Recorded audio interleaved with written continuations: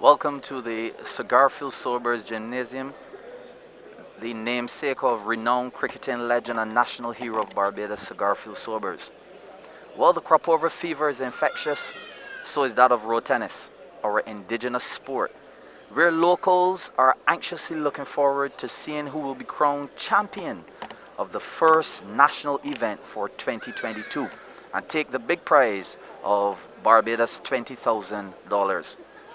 Welcome to the Barbados Road Tennis Open 2022 on semi-finals day. We will be providing coverage for both the semi-finals tonight and the finals on Saturday. The men's semi-finals, we will be seeing Darya Hines versus Shaquem Nurse, Mark Venom Griffith versus Julian White, and for the women's semi-finals, we will see Kim Holder versus Rachel Smith, and Sheldon Waldron versus Maudlin Blunt. Though the event commenced with 124 male players and 34 female players, we are down to the final four vying for a place in the finals to be crowned champion and take home a winning prize of Barbados $20,000, US $10,000. The finals will be played on Saturday, August the 13th, 2022 at this location, the Cigarfield Sobers Gymnasium. My name is Kelvin Scott, and alongside me tonight is Estefine Holder. Good evening, Estefine. How are you, and what are your thoughts about the men and women semifinals tonight? Are you ready? Are you excited, Estefine? Yes, I'm excited, and good evening to all our listeners.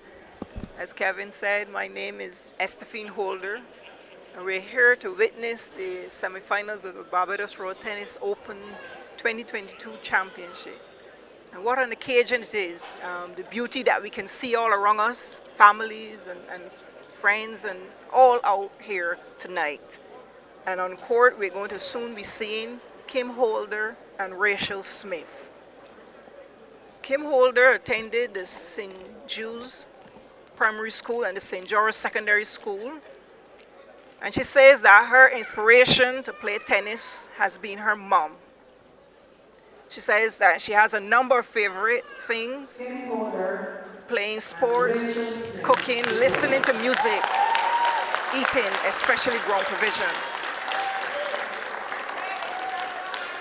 Rachel Smith will be playing her, and she is age 34, and she attended the Wilkie Cumberbatch Primary School and St.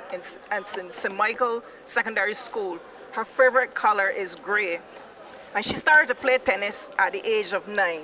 She says that her role model is Mark Venom Griffith because she admires his training and professionalism. Following this set, we'll see Sheldon Waldron and Marilyn Blunt. Yes, thank you very much, Estefine Holder. So directly in front of us, the bigger of the two ladies is Kim Holder, just for you at home because they're wearing the same uniform, and the smaller of the two is Rachel Smith. So we're expecting a very exciting series of tennis matches here tonight, Estefine. And when we look at the journey of Rachel Smith, for example, Rachel would have defeated Denise Collymore 21-12, 22-20 in the round of 16. She also defeated Gaylan Edwards 16-21 and 21-18, and she defeated Estefine Holder. Yes. So we just have to break momentarily for the national anthem.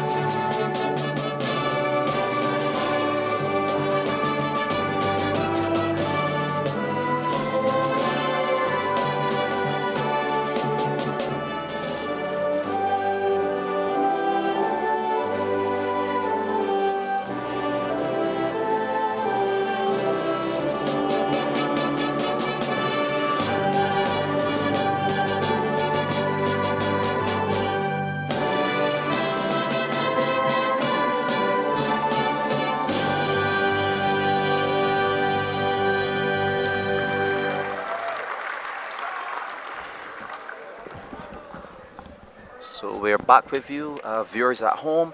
We want to say thank you for logging on. As I said earlier, my name is Kelvin Scott, and with me tonight is the beautiful Estefine Holder. And the first game on the evening's card is Rachel Smith, and she'll be playing against Kim Holder. As we can see here in the camera, this is Kim Holder. We are yet to see who won the toss, and the person who wins the toss would have the opportunity to choose whether they want to serve first or whether they want to receive the first serve. So Estefine, we're ready. We have been anticipating great tennis, and we are now live, ready to witness this beautiful tennis here at the Sugarfield Sobers Gymnasium. Yes, welcome our listeners once again to the Barbados Tennis Open 2022 Championship.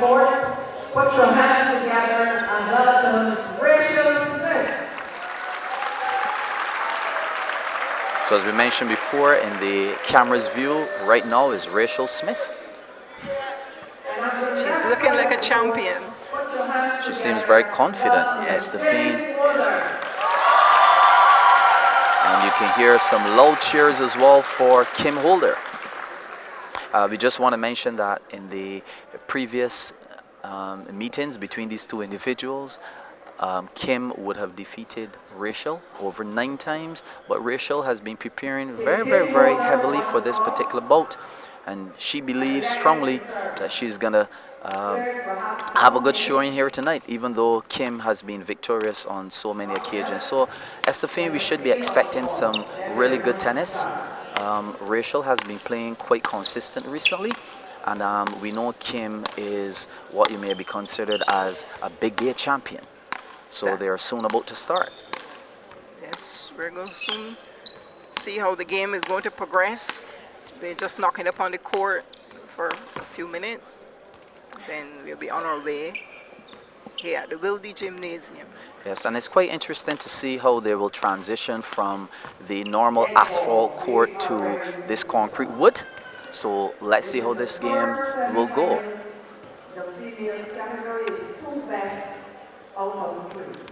I see that Kim has the serve. She's serving to Rachel Smith.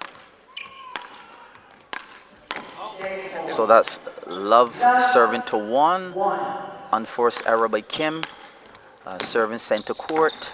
1-all. Rachel has served out the ball. Yes, and it will take them a bit of time to get completely warm and to obviously adjust to the court. That's 2 to Rachel.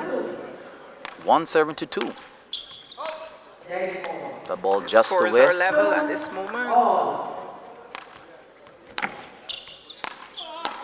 And somehow that backcourt tennis that Rachel is playing against Kim is somewhat forcing her hand to hit the ball just outside of the court. So it's now 3 serving to 2. I'm sure that Rachel is looking to capitalize on her serves. 3 serving to 2. They will serve that over. Oh, nice short serve. Looking for the punch, but it looks just away. Yes. 4 serving to 2. Nice soft serve again. And again. It proved positive.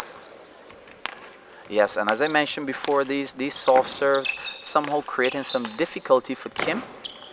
It's a good backhand return there, but Rachel was equal to the task. And we can see, Estefine, that Rachel is here with a plan. You can tell a player who has a plan. Rachel is serving obviously to receive a certain return from her. Very powerful forearm shot from Rachel. And She means business. And as you can see on the screen, it's 7 serving 2. This 5-point lead, I'm sure that Rachel is looking to take this lead as far as possible in this game and perhaps win the first game. And Nice soft. She's maximized her serves here. She's maximized her serves. Service is going to change now. And we'll see what Kim will do. Will she be able to pull back this game? Yes, and interestingly, serves just exchange at 3-2, and Rachel was able to win all 5 of her serves. So it's now 2-8. Will Kim utilize her serves and try to get as many points as possible to perhaps keep this gap as close as possible? Pretty decent rally here. Nice exchanges between the two females. A ball that I'm sure that Rachel is a bit disappointed in. She could have probably done a bit better with that one, but they're still getting warm, so we're still going to see much of the tennis a bit later on in this bout. 3-8.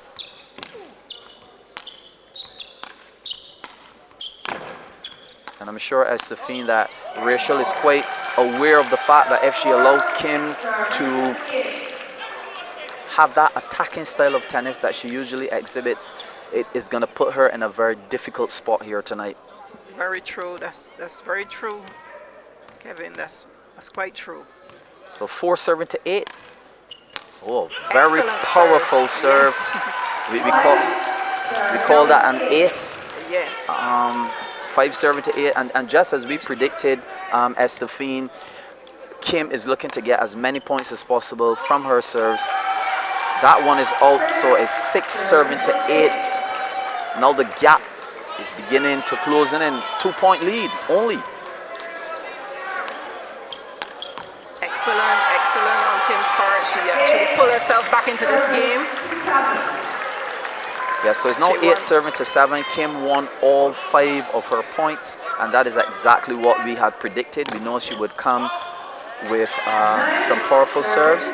Now 9-7. What I realize is quite interesting here, Estefine, is that both players are trying their best to utilize their serves, and they're actually gathering most of their points from their serves. So it's now 9-8.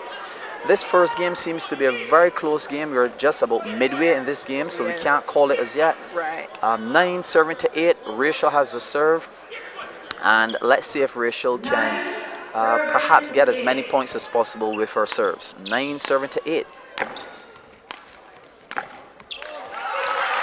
Kim was able to pull back one there, so that's excellent going. That's excellent. Yes, and Kim playing a chop style of tennis. She hasn't really gotten into her attacking style as yet. She's more playing a rally and chopping style, which is slightly different from her usual attacking style. She's playing careful here tonight. Yes. 10-9. Just giving you a bit of history with these two players. Rachel defeated Kim in 2018 in the Haynesville tournament. So Kim is quite aware that Rachel can beat her on the big day, even though Kim has the majority of victories over Rachel. And 2018 is just down the road and not very far. So that's probably ever fresh in Kim's mind as well. Definitely. So 10-10. Remember that Rachel had a 5-point lead early in the game, but Kim somehow has battled her way to an even score of 10-10. Oh. Now Kim has taken the lead for the first time. 11-10. Knowing the type of player that Kim is looking now as she reaches the higher in the game, halfway in the game. She's looking to definitely dominate, exercise her dominance as a player. 12-10, and Rachel has to be very, very careful that Kim with her serves do not get perhaps 15-10, and now it's 13-10. Kim is actually utilizing her serves and being very successful with it as well. Definitely. And as we mentioned before, a good A-class road tennis player must capitalize on their serves, and this is exactly what Kim is doing. So now it's 14-10. The massive crowd here at the gymnasium certainly hailing for Kim, encouraging her along as she takes this 4-point lead.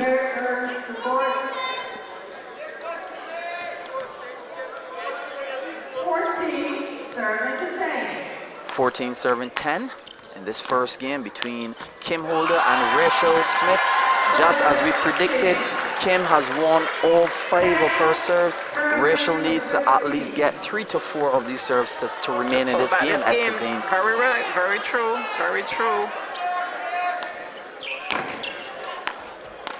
Nice, powerful shot. That one just out. Unforced error. Now Kim takes a 6-point lead. This is exactly what Rachel wouldn't want at this point of time. She really needs to buckle down, play some simple tennis, rally a bit more, and keep the ball on court to be a contender in this particular game. Well said, Kevin. Well said. Good serve. Kim made us spoil that ball in her forearm.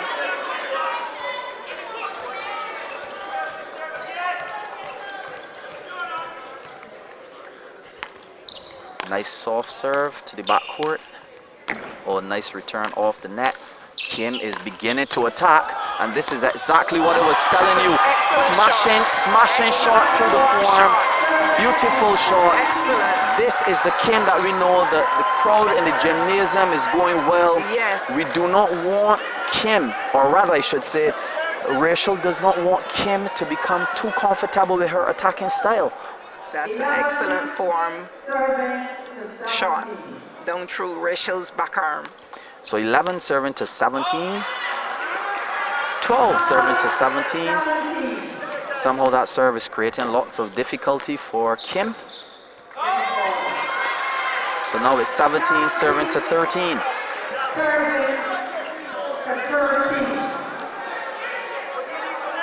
We can hear Rachel Smith's coach, Dwayne Lynch, telling her to focus, keep the ball on the court, play smart, sensible tennis.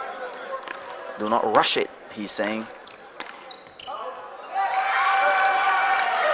18 serving to 13. So it's 18 serving to 13. A nice 6-point lead here for Kim, or rather a 5-point lead for Kim. And I'm sure that Kim is looking to get these other 2 points. It's now 19-13 to cruise home. Yes.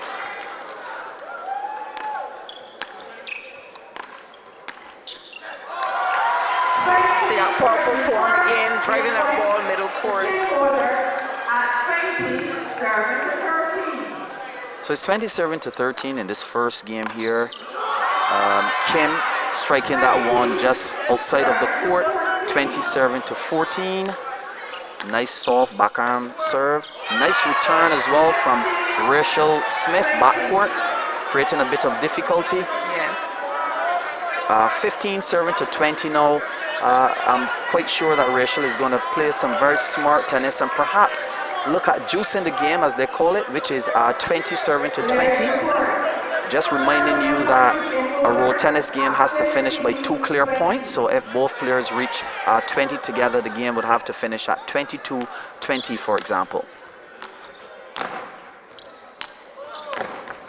This is excellent playing by Rachel. She's pulling back the game, clawing her way back into this game.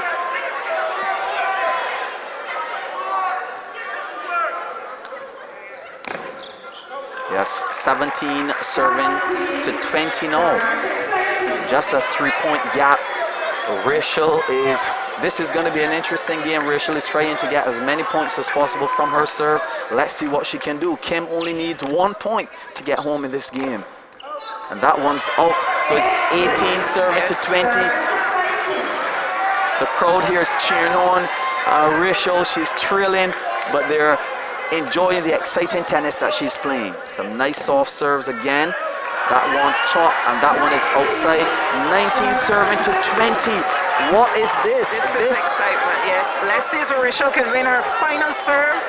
Her final serve of this 5-point serve. Let's see if she can win that. And that would be an excellent performance. Kim needs to buckle and put on this ball. Perhaps a little complacently step in. Definitely. What is this? It's a juice game. We have a juice game on hand. Estefine, 20 serving 20. Now the serving chance is over to Kim. Yes. Kim needs to capitalize. Now, just let you folks at home know that the way how it goes in a juice game is that each player now would have 1 serve. But the game has to finish by a 2-point lead. Yes. So Kim is going to have 1 serve and Rachel is going to have the other.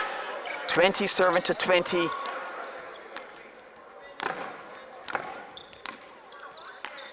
Nice exchanges between the two.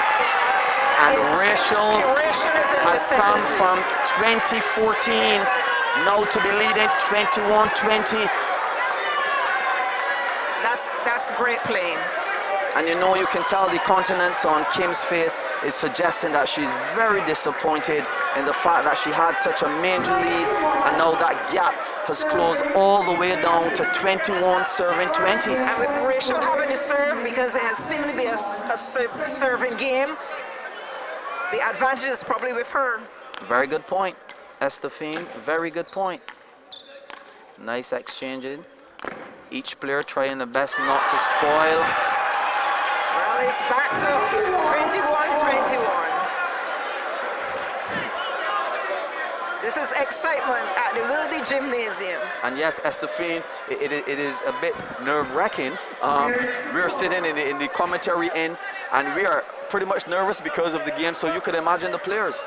Very exciting tennis. I'm sure that this is what the crowd came here to see. This is what the folks at home want to see. I'm sure Kim is going to smack that one, and so, yes, she did. She was offered a penalty, and she took it. She took it. 22, 21, serving to 22. So it's 21 serving to 22. Excellent. She's going to challenge that, Rachel. And now we're going to use the replay system here to see whether the ball was in or out. It's Rachel's right to appeal, and she is somehow seeing it differently from the chair umpire. We have Mr. Tito Ellis here with us. He is the Lions personnel, and we yet to see how he's going to somehow adjudge this point. He thinks it's in, and from the replay screen, as we can see on our set, it actually looks in, barely tipping that white line. So we have a game on hand.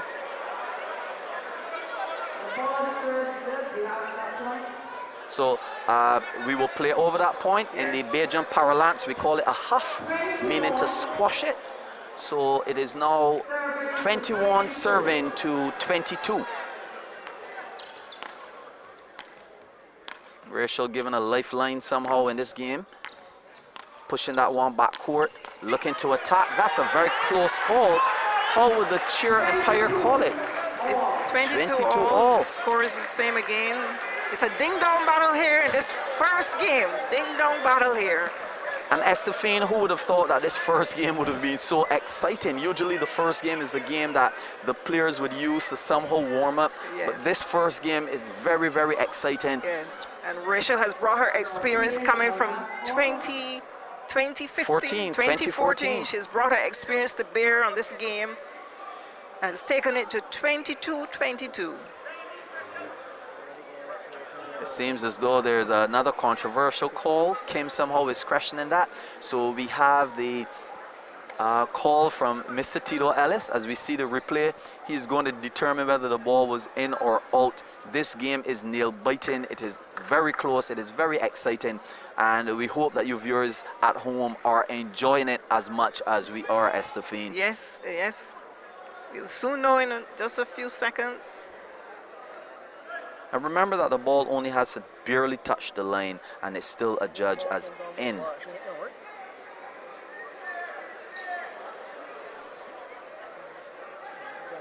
That one was in. That one was close. All the balls were good. Definitely. And somehow our second umpire, Mr. Tito Ellis, saw it the same way we did, because we saw it in from based on the camera angle. So it's 22 serving to 22. The serve belongs to Kim Holder. Let's see what she's going to do now. Both players have been capitalizing on their serves and have been leading the game whenever they get the opportunity to serve. So let's see if Kim is going to capitalize on her serve. 22 serving to 22. That chopping style of tennis. Again, nice exchanges between the two players. Kim is looking for her striking shot, and she gets it. She gets it. Another attacking shot through the back arm of Rachel Smith. and Rachel has to keep the ball low and take away that shot from Kim, or not. Kim is going to play effortlessly for the entire night. Or she has to put it more at the baseline, because Kim stepped in and placed it well in the back arm with power. Let's see what Rachel will do. She has the serve now. Kim is 23 and Rachel is 22. Yes, 22 serving to 23. High bunks and serve. That one just hitting the net, but remaining in. Oh, this game is close. Remains the same, 23-23. Rachel won that point on her serve as well, and now Kim has the serve. So let's see what happens here. Yes, and we can hear the screams of the audience. It is very exciting, exhilarating. 23 now serving to 23. Rachel spoils that one. She's very upset. You can see it in her face. But she now has the opportunity to serve and win this point. 23 serving to 24. Again, this is the first game in this particular set. Yes, two best of three set. And Kim has a chance to win this first game. Yes. Yes, I saw it out as well. It is being appealed. So we're going to have a replay here on the screen.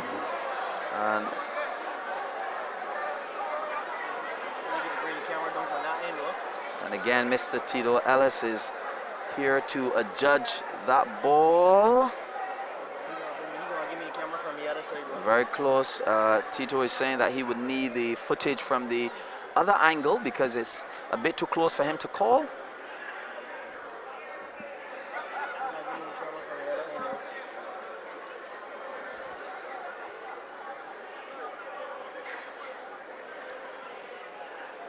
So we're just awaiting the final call on this particular point. The score is 23, serving to 24. If Kim Holder is awarded the point, then she wins the game because the game was juiced at 20-20. And as we mentioned before, a game has to be won by 2 clear points. So we are now witnessing the ball from the other end. The umpire says the ball is out. So the first game is awarded to Kim at 25-23.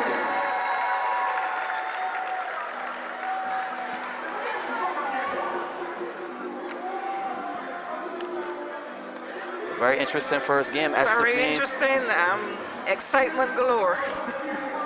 Very interesting first game. And Rachel came back from 2014 to juice that game. That was excellent play. Yes. Unfortunately, she couldn't take it right home. And if it were that fly on the wall, I would want to hear what the coach of the Elite Road Tennis Academy, Mr. Frankie, is telling Kim Holder right now. He must be saying to her, you allowed Rachel to catch you from 2014. Kim, you need to buckle down. I'm quite sure, knowing him very well and his coaching style, he's probably telling her, in this game, you need to keep it closer. You need to make sure that you settle in. You need to focus a bit more. I'm quite sure that this is what he's telling her. What do you think Mr. Dwayne Lynch is probably suggesting to Rachel Smith, Estefine? Well, I guess she should feel very confident in having coming from 14 to 20. But he's probably saying to her, well, you know, you probably should have gotten home. But telling her to put that behind you and let's focus on the second game. And Estefine, it's interesting that you're here with me in the commentary box. And in order to get to this stage, which is the semifinals, Rachel Smith would have defeated you. So tell us a bit about Rachel. Tell us about her playing style and her relentless effort to win a game. Yes, she defeated me in the quarterfinals to advance to the semifinals, and I thought I had a good chance to win that game or win the second game, but as a true champion, she fought well, and actually she mixed her serves up, and at that very end of the game, and it was 18-17 I believe it was, she served 3 very slow balls just below the net, and I was slow off the mark.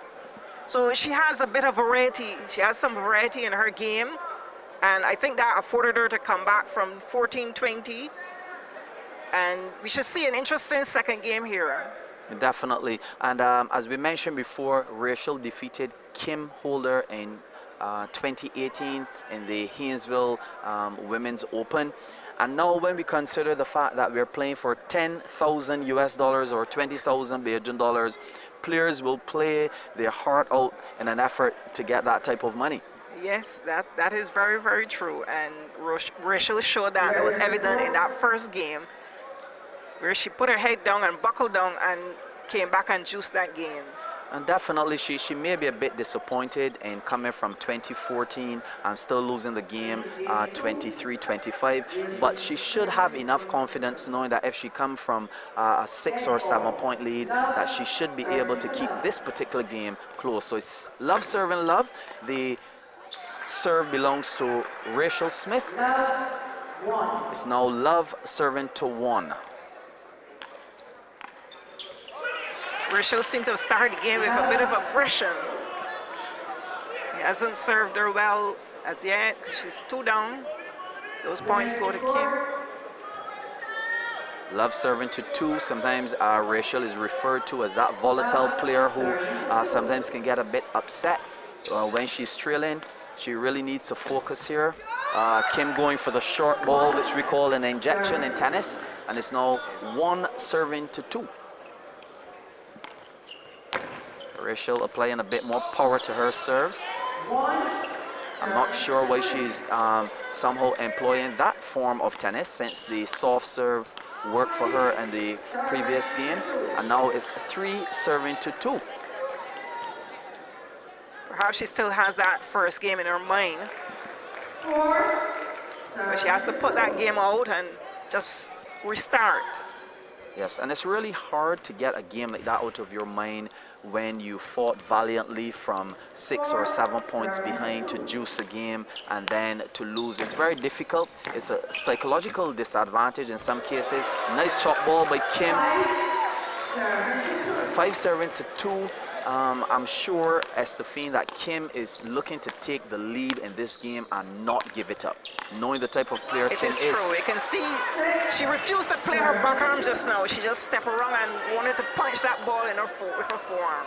Yes, and for those of us who know Kim and her playing style, when Kim knows that she hasn't played a game properly, the second game or the game directly after that, she's going to play with a higher level of intensity. And this is what we're seeing right now.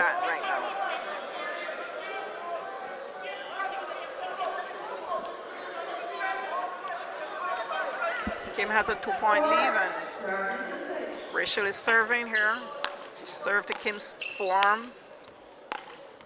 Oh. Move to her backarm. What a shot! What a shot, Estefine! A shot of class. No, the crowd here is going well. What we just saw is a smashing shot from Rachel Smith to Kim's forearm, but Kim returned that particular smash with a smash. Yes. This is beautiful tennis. This is beautiful tennis. Kim going for the cut shot again. 5 serving to 7, so Rachel is just trailing by 2 points. I'm sure she's looking to perhaps catch Kim and maybe even overtake her. Nice soft serve again. The ball is still in play, even though it's close to the back line. 5 serving to 8 now. Kim is just increasing her points incrementally, and Rachel has to be careful because Kim has a game already in hand. Yes, and as we can see on the screen here, the first game, Kim Holder won 25-23, and now it's 6 serving to 8. In the second game, the serve belongs to Rachel Smith.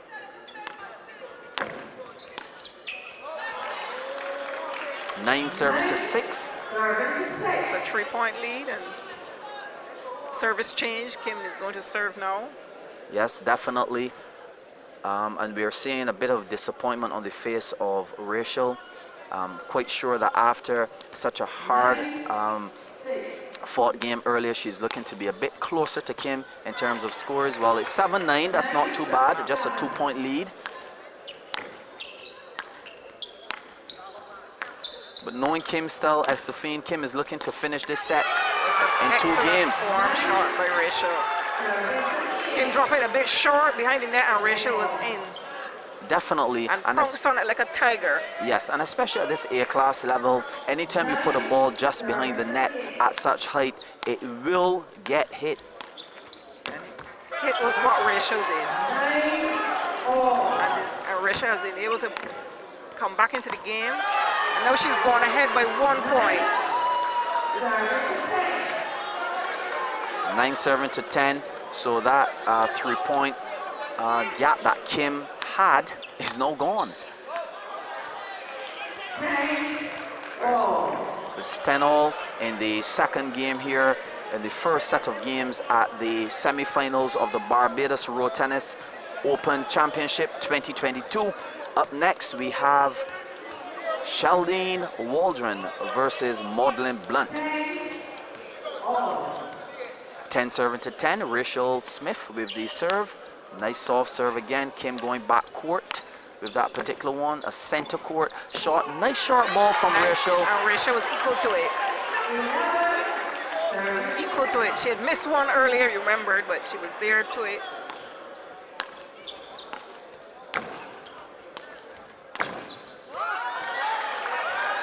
Now she's going back to her soft serve, which was effective in the first game. Yes. It definitely was effective. So now it's 12-7 to 10. Nice punching shot by Kim. And I'm sure she's going to hit this penalty. And she did. 13-7 to 10. Rachel with a 3-point lead. This game is also shaping up to be a very interesting game, Estefane. Evenly matched game so far. Even though Rachel has a slight lead, a 3-point lead.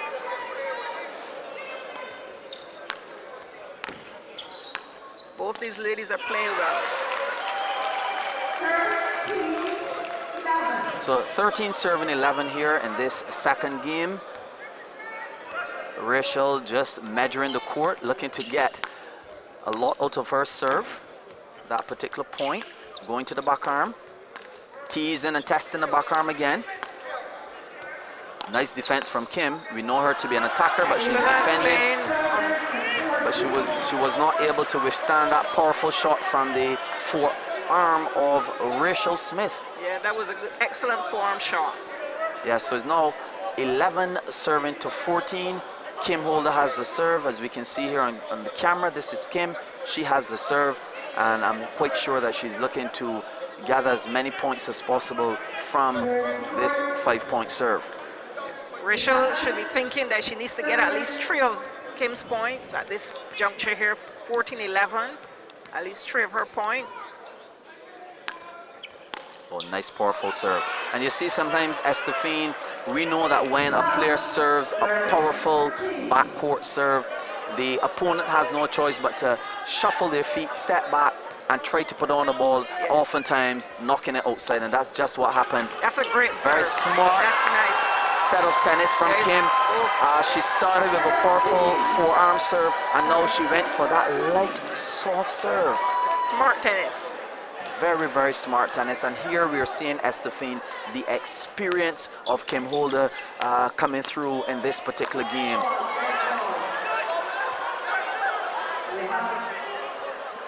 Seems as though we're going to have a replay.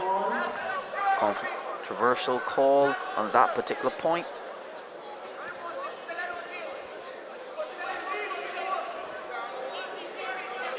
We're hearing the shouts from the audience as it relates to both encouragement and coaching, Estefane. Yes, yes. A very vibrant crowd here at the Cigar Phil Sobers Gymnasium with our indigenous sport of road tennis. We have Tito Ellis now to call that particular ball. I'm not sure if he needs another angle to properly see it, but that's a very, very close call. Yes, he calls for another angle so that he can properly adjudge that particular point.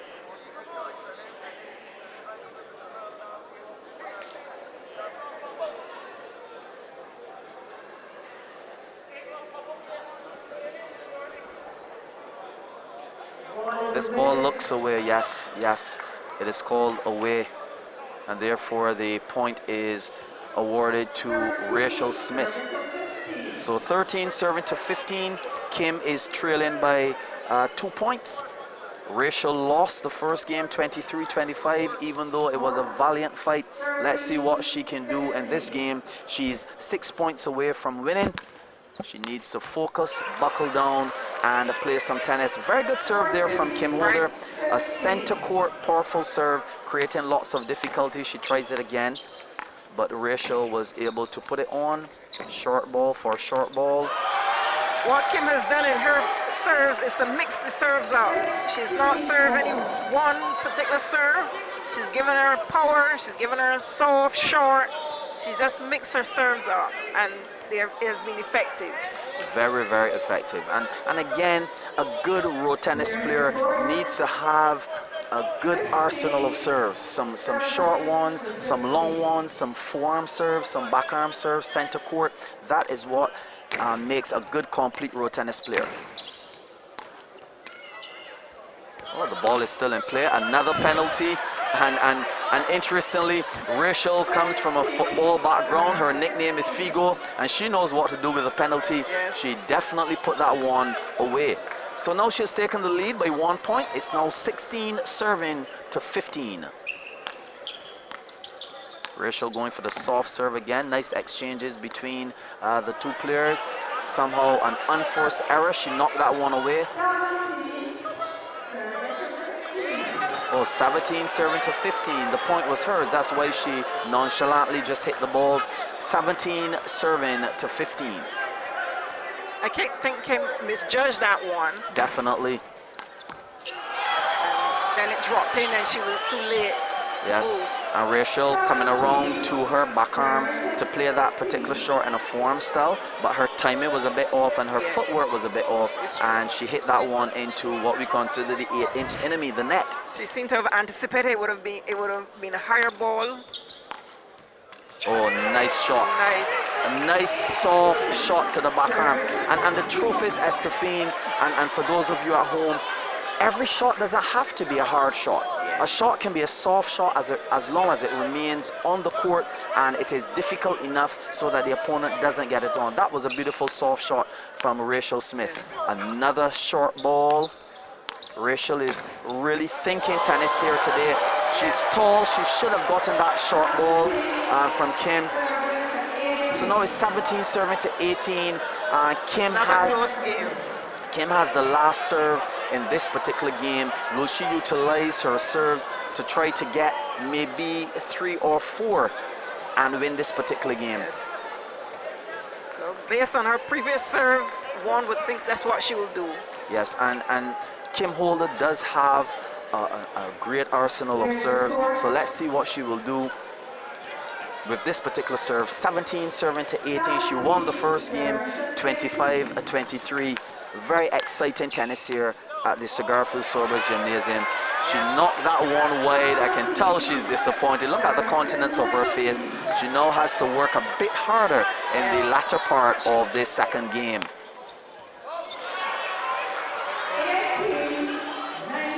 18-19.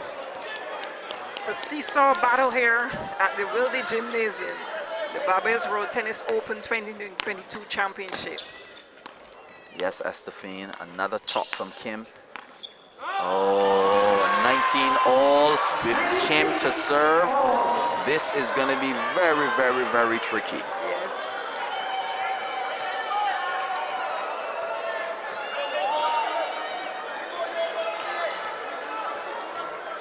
She's taking her time to serve, so she's thinking about it. Definitely 19 all. She's coming up with a plan. She now knocked that one upside. I think that Rachel has found a weak spot. Center court, right on her legs. Yes. That's the second point she got there. Yes, and Kim looked back at her coach to say what just happened there. But again, when you're playing backcourt tennis, it creates lots of difficulty for your opponent. They do not have the footing and enough foot room to dance around and hit the ball, and that is just what Rachel did with that particular point. And Rachel sitting down, Kim is going to hit this one as long as she gets the opportunity, but Rachel is defending quite well. She deserves this game. She deserves this game, Estefine. She played well. We can hear the crowd in the background. Yes. We can hear the crowd in the background. This is exciting tennis. This is what we came here to see. Oh, beautiful tennis. This is an excellent start to the semifinals. Yes, definitely. This is an excellent start. And remember, as we said before, Kim has over 9 victories on Rachel. But the last major tournament, Rachel defeated Kim Holder in 2018 in Haynesville. So I'm sure that Rachel is coming into this game with a high level of confidence, looking to play good road tennis and perhaps be up there as a contender for that 20,000 Barbados dollars. Yes. And it was good to see that she put aside, initially she started a bit aggressive, which showed that she probably was thinking about that first game loss. But soon after she put that aside and buckled down and started to play a bit of soft tennis. So that's great playing. And as you said, she deserved that game. Yes, definitely. She worked hard in the first game. Remember, she was trailing 20-14, a 6-point lead that Kim had. She came back from that. She juiced the game. She only lost 25-23. So she had that rhythm from the first game. She took that rhythm into the second game with a trailing point of 4. Then she caught Kim. Then she took the lead. She held on to that lead, and she eventually won this game 21-19. So we have a third game on hand. This game is going to be the game to decide who will advance to the finals and be a contender for that 10,000 US dollars, 20,000 Bajan dollars. Will it be Kim Holder or Rachel Smith? Beautiful tennis here at the Barbados at the Wildy Gymnasium in Barbados. So Kim has this serve. The players will switch at 10. Anytime a game has a balanced score between the two players, the last game they will switch when the first person reaches 10 points. And Kim has taken the 2-point lead. 2 serving to love, nice soft serve. Kim is certainly looking now to pull all of the years of experience that she has as a road tennis player, some 20-something years of experience. She's looking to put that all together and definitely create doing a good job at it. A level of difficulty for Rachel Smith. She's won 3 of her 5 points in this first serve.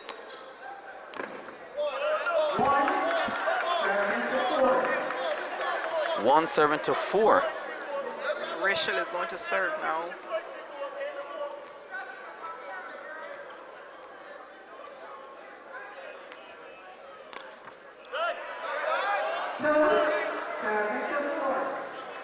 And her first service to Kim's forearm, and Kim hits the ball into the net.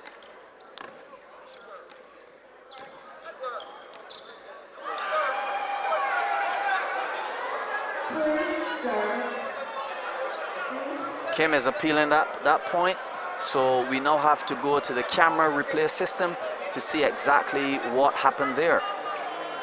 2 serving to 4. Yes, and especially in a heightened third game like this, Estefine, we would be expecting that each player would be scrutinizing the points to make sure that nothing is called against them that doesn't have to be called against them. That ball looks a little wide to me, but that's just my observation. The second umpire, Mr. Tito Ellis, is going to see it from another angle so that he can call it for us.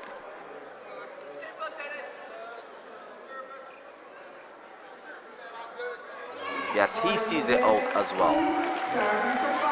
So 2 serving to 5. Rachel trailing behind by 3 points.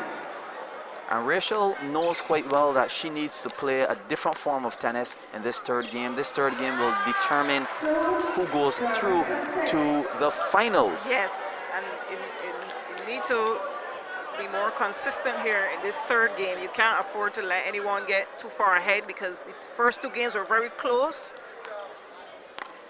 That's a very good point, Estefine. Each player here is trying to stick as close as possible to the other player so that there's no great point advantage between the two. Because any too many points in front of each other, 4-point or 3-point lead, will build the confidence of one person. Definitely. It will build Rachel's confidence or Kim's confidence. Whoever's in the lead. Exactly. And psychologically, it can also diminish the confidence of the person who's trailing. Nice soft serve again from Kim. That one just seems a little away. The ball has been appealed, and again, we are going to technology to make that call. And the truth is, Estefine, sometimes the pace that an individual like Kim Holder hits a ball, you have no choice but to rely on technology. The element of the human eye sometimes just cannot catch a passing shot, the caliber of Kim Holder. So we're looking to see the replay. She says that her favorite athlete, one of them is Serena Williams, and she's a power hitter as well. Definitely, So maybe Serena she got is some of that power a hitting. power hitter. But for those of you who know Kim Holder and know her attacking style, Kim is somehow playing a reserve type of defensive tennis here tonight. She's not unleashing her shots as effortlessly as she usually would. And perhaps, you never know, maybe that's what her coach is telling her. Play a bit more tentative so as to keep your focus. I think what Rachel has been doing quite a bit of is keeping that ball on the baseline, and which will make it a bit more difficult. Yes, so it's 7-5. The gap is somehow closing in. Kim Holder with a nice, powerful serve. And Rachel returned it quite high. Yeah, she was equal to the task. Yes, and these short That's balls, nice. Estefine seem to be beating Rachel a whole lot. And especially for someone with that height and that reach, she really needs to perhaps step into the court a bit more so that she can get these balls. And she's allowing Kim to really pull away from her. She needs to be careful. 9-5.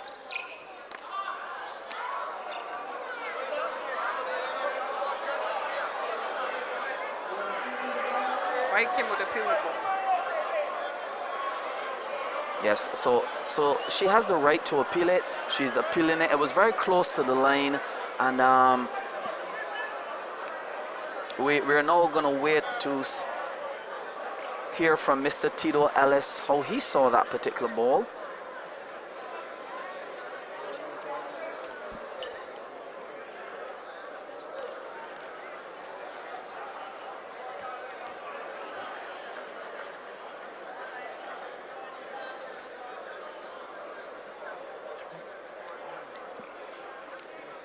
Each player has 3 appeals in a game, so I'm sure that they will utilize them as best as possible. And just to explain the definition of an appeal during road tennis, sometimes a player may feel that the chair umpire has called the ball incorrectly. It's their right to appeal the ball, especially in this situation where they have technology to review the play, and the point would either be awarded to them or the point will be squashed, what we call in the Bajan vernacular where road tennis is concerned, a half point. Tito Ellis a bit confused somewhat because he needs to say it from a different angle in order to call it as accurately as possible. With $20,000 on hand, he's trying to call it as accurately as possible. We appreciate that form of officiating.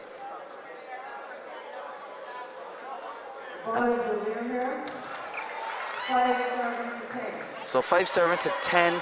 This is a major lead amongst A-class players.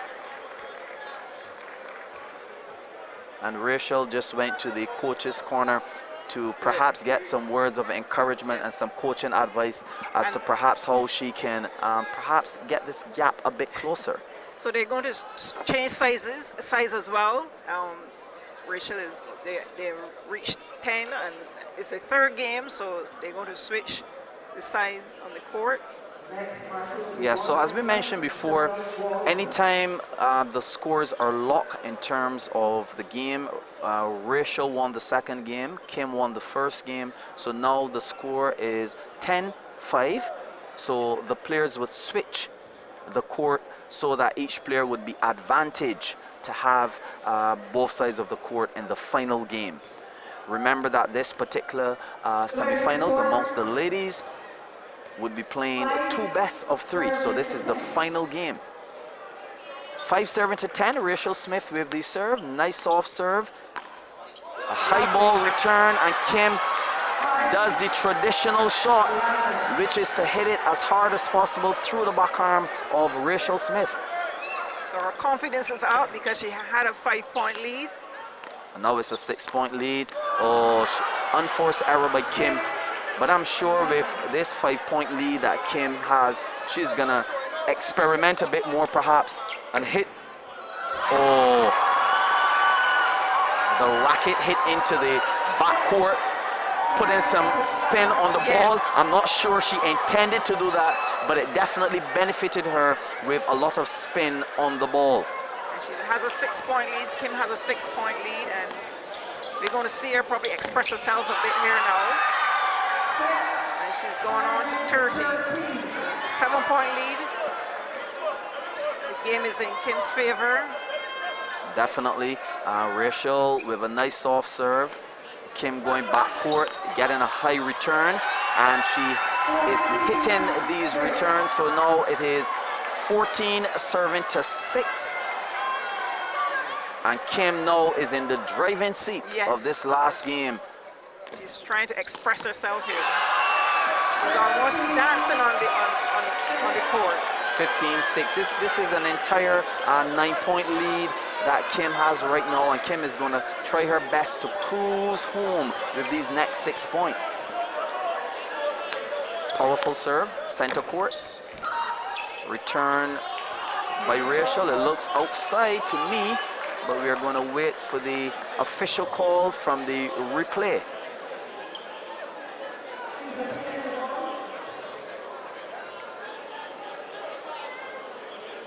Rachel is in danger of being fouled, actually. Yes. Getting a score below 10. Yes, and I'm seeing that one in, but we'll wait for the official call from the second umpire. Yes, we are correct. The ball is in.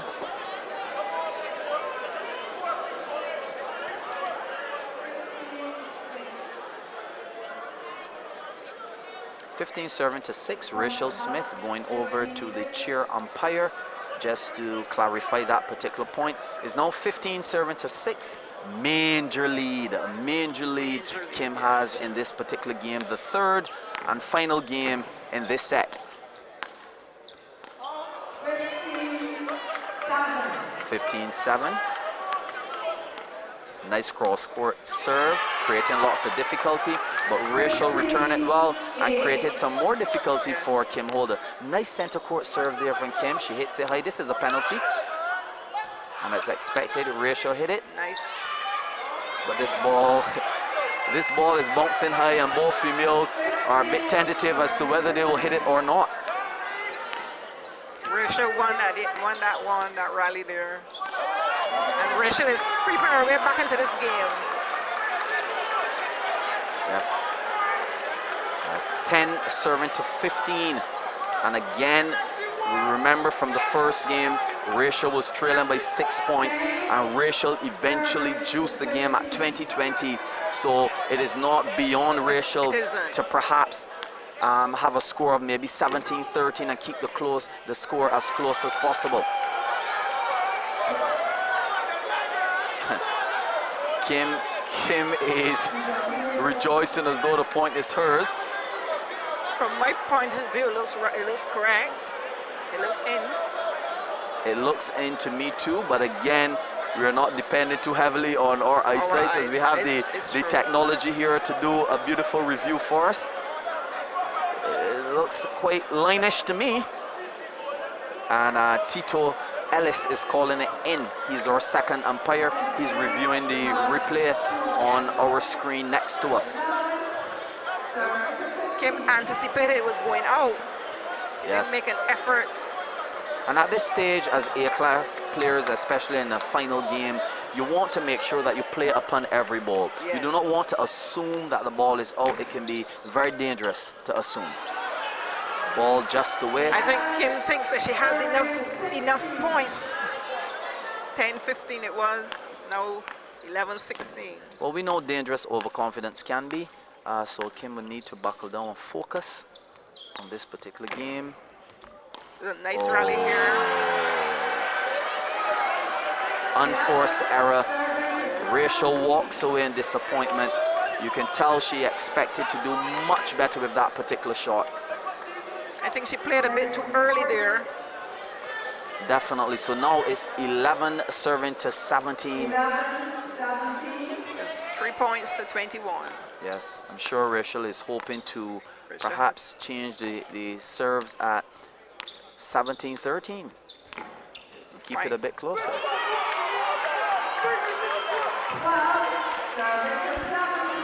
So it's 12 serving to 17. And as mentioned before, Rachel is probably hoping for a 17-13 change where serves are concerned. Nice backcourt tennis from Rachel, but Kim somehow responds the same. Beautiful smashing shot, well defended. This is beautiful tennis. This is beautiful tennis. They look at each other, they smile, and they both acknowledge each other because they both know that they're playing well. This is good A-class tennis here at the Wildy Gymnasium in Barbados. From our understanding, we have viewers as far as Dubai locked on here tonight. And we have many individuals being part of the Bajan diaspora in New York and other parts of the world who are locked on online watching this beautiful row tennis. Nice powerful serve from Kim. Good backcourt tennis from both players. Oh, and Kim knocks that one into the net. 17 serving to 14.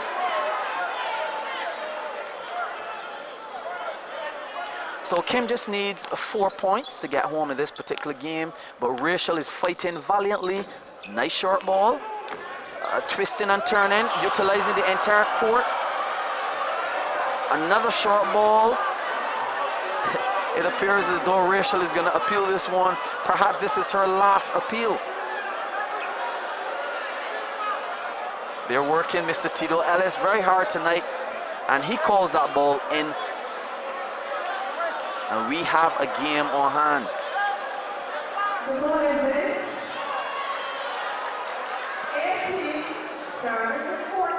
So it's 18 serving to no. I think the chair umpire called that one incorrectly. It should now be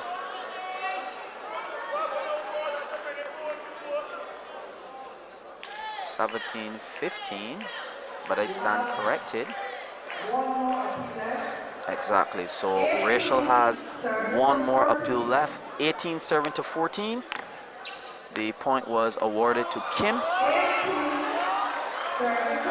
18 serving to 15. Remember that Rachel has the last serve in this game. Kim stopped playing, but the ball seemed to be good.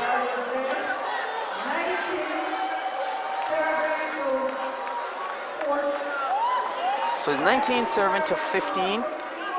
In this last game, Kim won the first, Rachel won the second, and now they're battling to see who would be vying for this $20,000 prize. Some good exchanges. Rachel keeping the ball low and into the net. I'm sure she's trying to take away the shot from Kim, playing as conservative as possible, but it's certainly working against her this time. So now it's 15 serving to 20. Are we going to have a repeat of the first game where Rachel was trailing 20-14 and end up juicing the game? Well, let's see.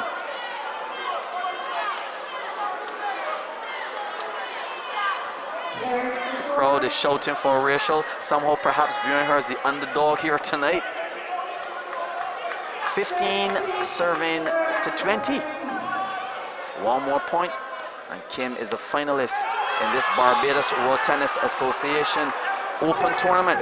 16 serving to 20. Nice cross-court serve by Rachel, creating lots of difficulty for Kim, and Kim was unable to keep it on court. But Rachel will need at least 4 more of these serves to put her in a fighting position in this game.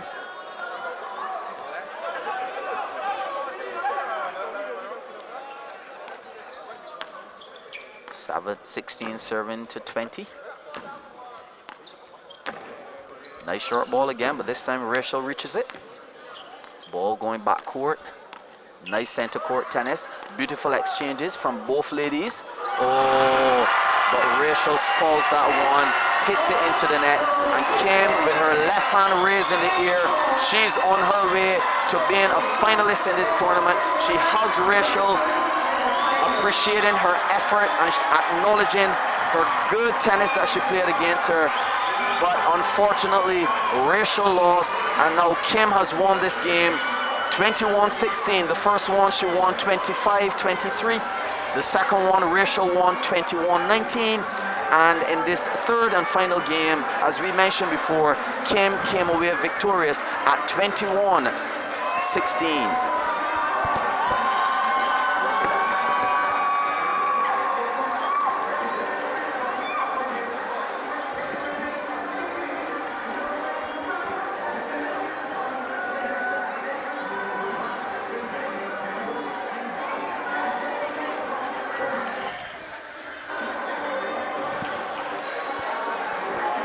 So Kim has won that game, and she's advanced one step closer to winning that 20,000 Barbados dollars or 10,000 US dollars.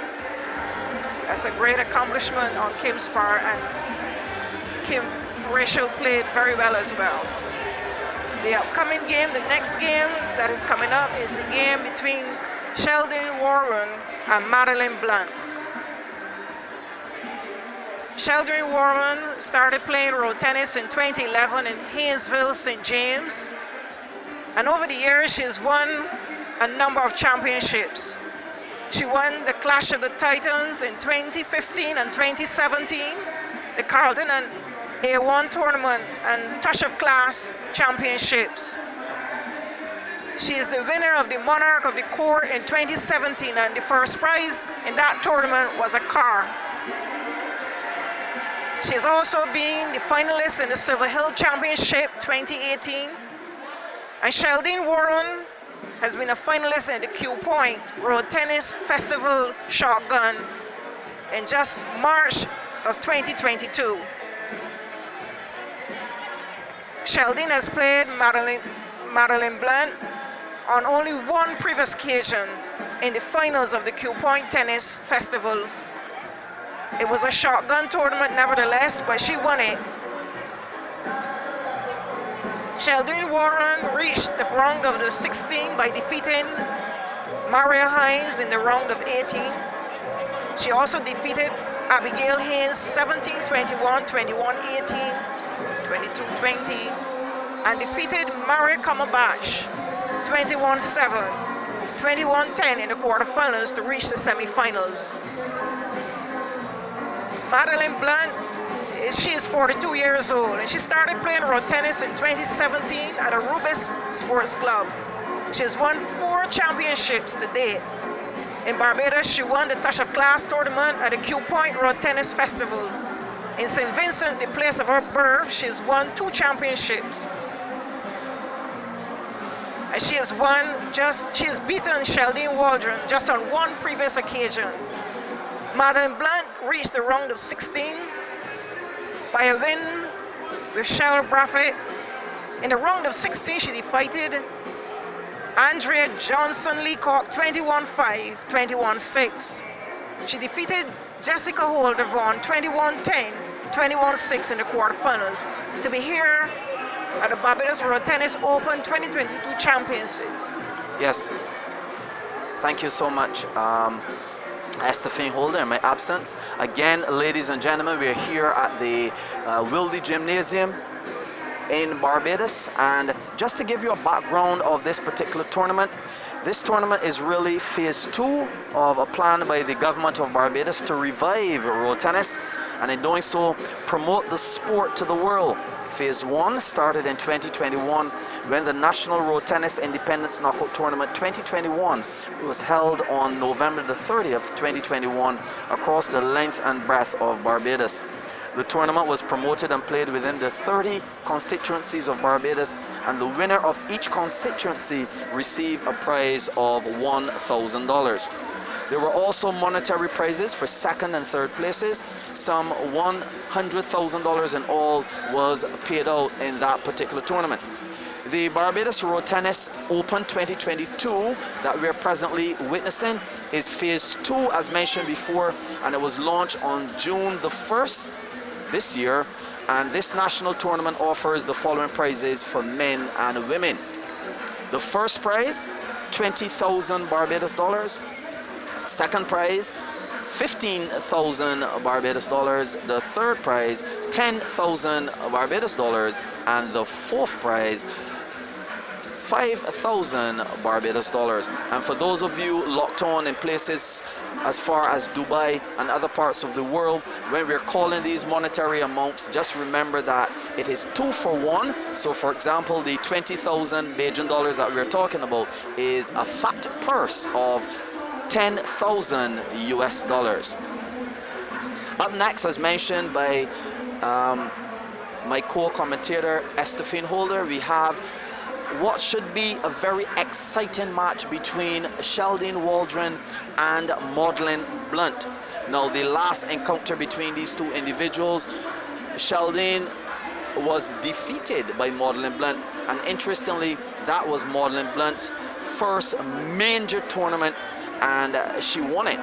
It was the Q Point Road Tennis Festival tournament only a few months ago. So Maudlin Blunt should be coming into this game with a high level of confidence.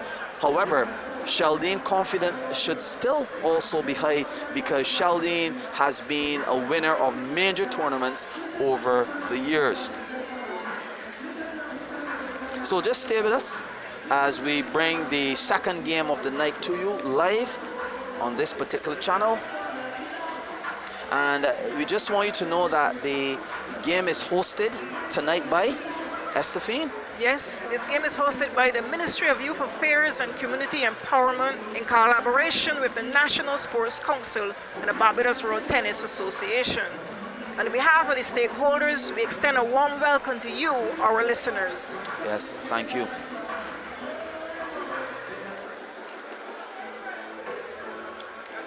It's a festival atmosphere around here, Kevin. Yes, definitely. And we just want to mention some of the tournaments that Sheldon won. Sheldon would have won the Clash of the Titans 2015. For those of you who are now logging on, Sheldon started to play road tennis in 2011 in Haynesville, St. James, and she gradually progressed to being a champion in 2015 and 2017 when she won the Clash of the Titans. Then she also won the Carrollton and A1 Open tournament. She won the Touch of Class championship. That is an all-female tournament. She also won the Monarch of the Court 2017, and that was one of Barbados's biggest privately held tournaments. She actually won a car on that occasion.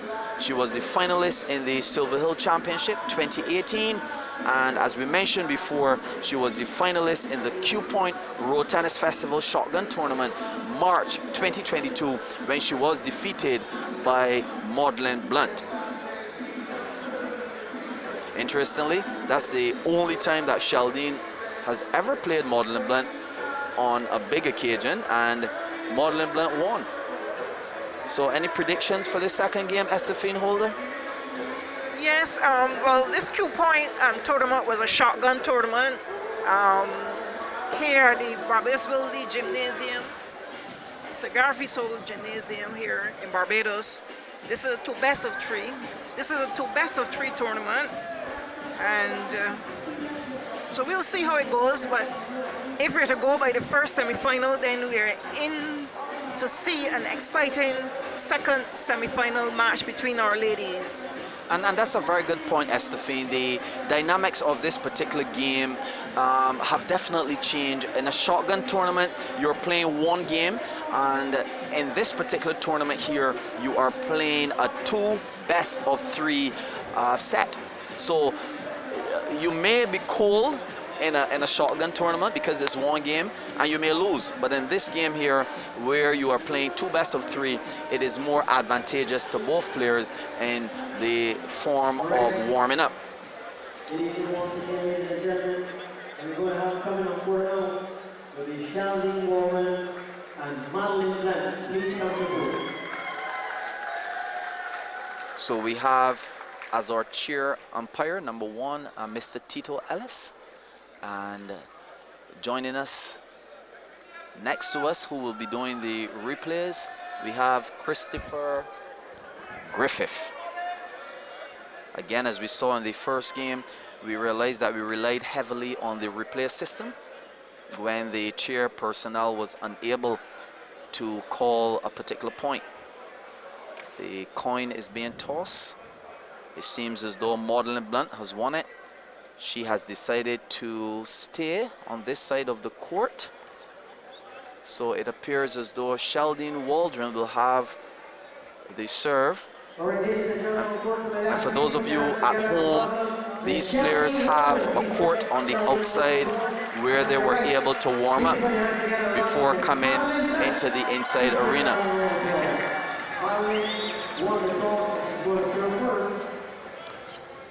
A correction, Maudlin Blunt has won the toss and she decided that she will actually serve first.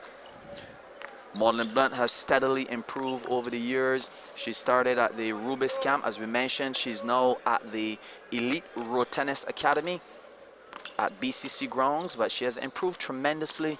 And we know that Sheldon is a veteran as it relates to road tennis. So this should be a very exciting game, Estefine. Yes, yes, I'm looking forward to it as well.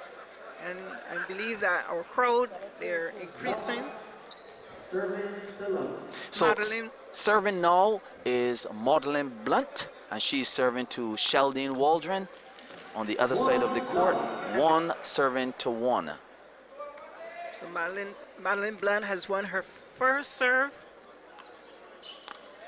Nice soft serve. And I'm expecting long rallies between these two players. Sheldon has some attacking shots, yes. Maudlin has some shots. But knowing these two players well, these players will be very conservative tonight, playing some tentative tennis. Nice soft serve in the back arm. It's a good observation, Mr. Scott. So it's 3-love. Maudlin Blunt taking a 3-point lead here. Looks as though Sheldon is not completely warm, and I'm sure that Maudlin would be looking to take advantage of that. 4 serving to love.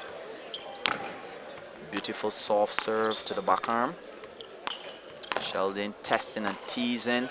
That one looks away, but it was in. 1 serving to 4. It's a good start by Marilyn Blunt. She's won 4 of her 5 serves. Oh, 1-4, nice short serve. Sheldon is beginning to get warm. That's a nice short, soft, Just short behind the net. ball just behind the net, as you mentioned, creating lots of difficulty for Maudlin. Yes, she wasn't equal to the task there. So 2 serving to 5.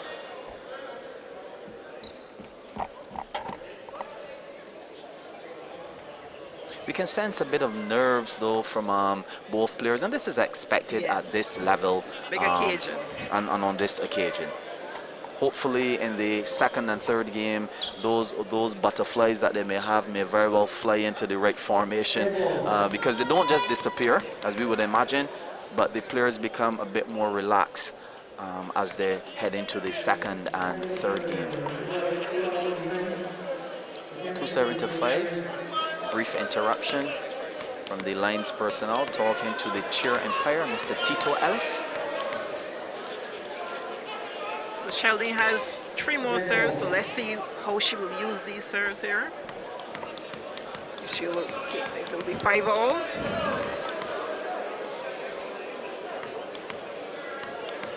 And you know, Estefine, when I was talking to many persons about this particular match, the majority of individuals said to me, Scott, I can't call this match. I think that's a good observation. Definitely, and it's difficult to call because both players have a lot of interesting serves, some good shots, and they're relatively balanced in their style of play. So it's very difficult to call, but let's observe it and see what happens. Nice soft serve. Maudlin prefers to play balls from the center court with her backarm. That's interesting. Perhaps she favors her backarm more. Nice lapping Good return footwork. ball. And she's getting warm. She's hitting. Maudlin is hitting. Oh, she just, it's an unforced error. You can see that she's a bit disappointed in that particular shot. That is a penalty that she Yes, wasted. it was, and I think Sheldon was way off on the court net. She should have dropped that just behind the net. Yeah, she had the time and space to do a lot more with it. Yes. But she'll probably get another chance to better that particular shot. So Sheldon won all Trevor points. The score is now level at 5-all. Yes, and as expected, this first game may very well be a relatively balanced game. Another short ball by Sheldon. We're realizing that Sheldon is really looking to capitalize on these short balls.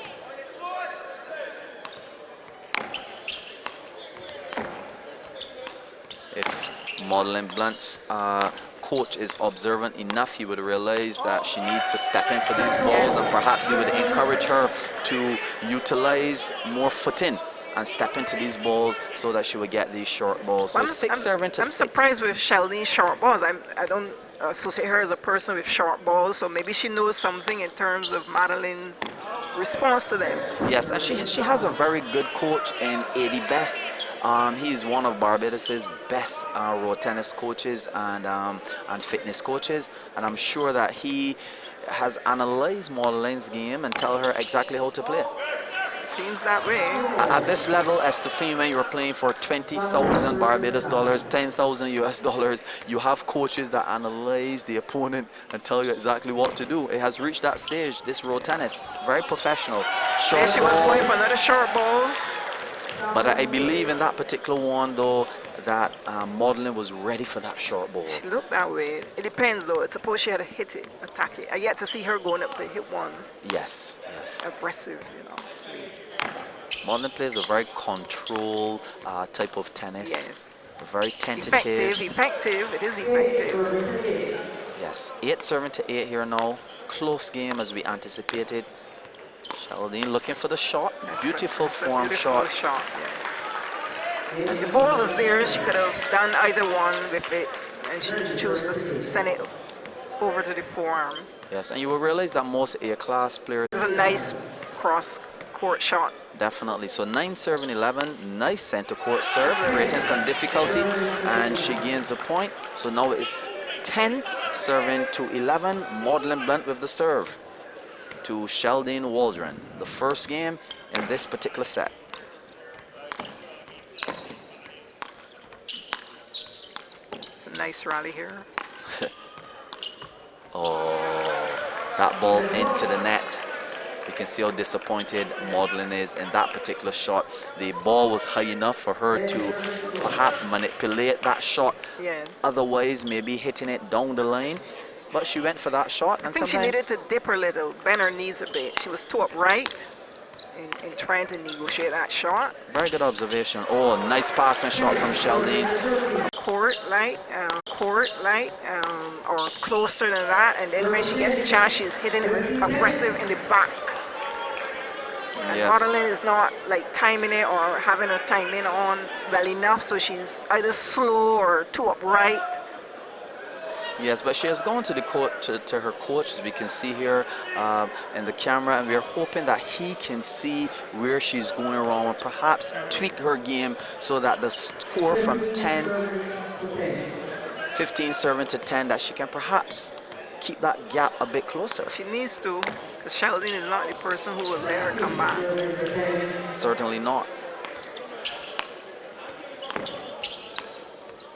interestingly, Sheldon is a soldier by profession, and Here she was going for another short ball. another short ball. And, you know, Sheldon could have pushed that ball out if she wanted, but it was a deliberate. Yeah, she knows when you go for the enemy, you have to take him out, and it's certainly being exhibited in her form of road tennis. Very serious face, Sheldon. Perhaps she's thinking, Estefine, well, you beat me in the last major tournament here. It's not happening here again. She's come with a plan, that's for sure. That's for sure. So 18 serving to 11. That's a big gap, Estefine. That's a big gap. And I think Sheldon probably learned from that one game in that, that's the first time they ever played. And I think Sheldon learned from that. Definitely. She was perhaps shocked as well, knowing that Maudlin not long came into the road tennis arena, so she was not expecting to be defeated. But this time, I'm sure that Sheldon is a bit more prepared to play some road tennis tonight. So it's 12 serving to 18. Maudlin has to now utilize her serves and try to garner as many points as possible from these 5 serves that she has. So 12 serving to 18. Sheldon very confident with that form shot. She is going through Marilyn Blunt's forearm repeatedly. Maudlin has to do more than just block that ball back on. She has to get across and place the ball, not just block it on. Very good observation from a road tennis player like yourself, Estefine, and you're absolutely correct. Oh, Sheldon is gaining confidence. 21-12.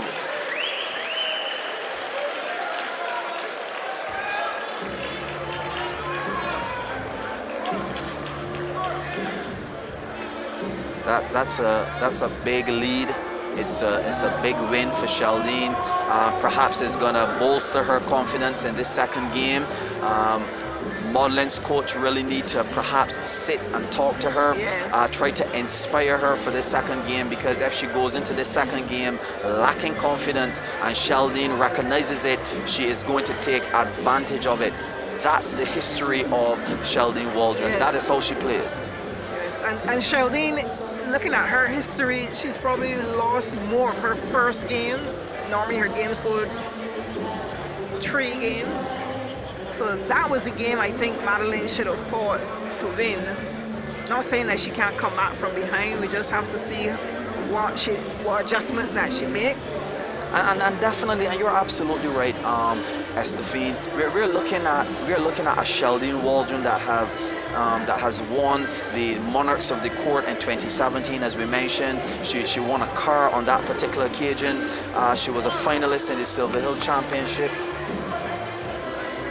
And she won the Carrollton A1 tournament. She won the Touch of Class. So she is accustomed to winning. Yes. She's accustomed to winning. She is. Yes, Maudlin Blunt has won a couple of titles as well. But as it relates to experience, I am quite sure that Sheldon is looking to bank on her experience as a road tennis player in this particular match. I'm quite sure that Sheldon is reasoning, there's no way I want a third game with Maudlin Blunt. Short ball for a short ball. Yes, the ball double. And it was good to see Maudlin got into that ball. That was good tennis there. I was happy to see that. Yes. Oh, beautiful Nice. shot from Nice. Sheldon. Sheldon is gaining confidence. It's quite obvious that she's gaining confidence. And anytime she gets her attacking game on, she's not going to go back into a defensive game. Exactly my point. She is driving through the forearm of Maudlin Blunt relentlessly. Yes. And what she did, I mean, Maudlin just went and blocked that ball. That ball needed pushing because she stood up in the middle of the court. So Maudlin needed to push that ball and make her step off from that position. She anchored herself there and never moved. Yes, she needs to create some more difficulty. Beautiful double turn. Somehow the lines personnel call it out. So now we're banking on the replay, which will be determined by Mr. Christopher Griffith. Beautiful replay system we have here. And let's watch it.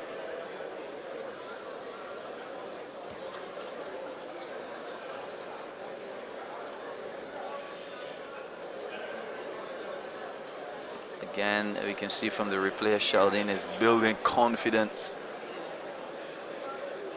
And Mr. Bates called that particular one out. but Sheldon somehow believes it's in, so the replay system here would judge that for us.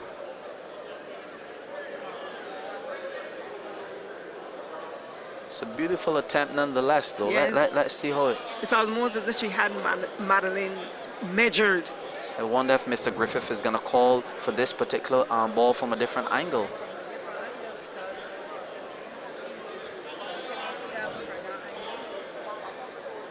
Yes, he said that the angle that they're replaying it at is a bit difficult.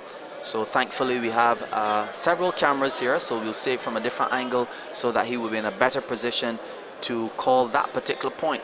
And again, we're playing for 10,000 US dollars, so we want to make sure that the calls are as accurate as possible.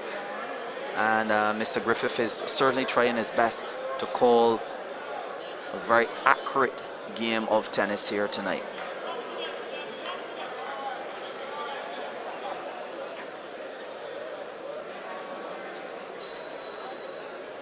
Somehow Estefine, it looks as though it nipped the line just a little bit, but it's very difficult to call from that angle.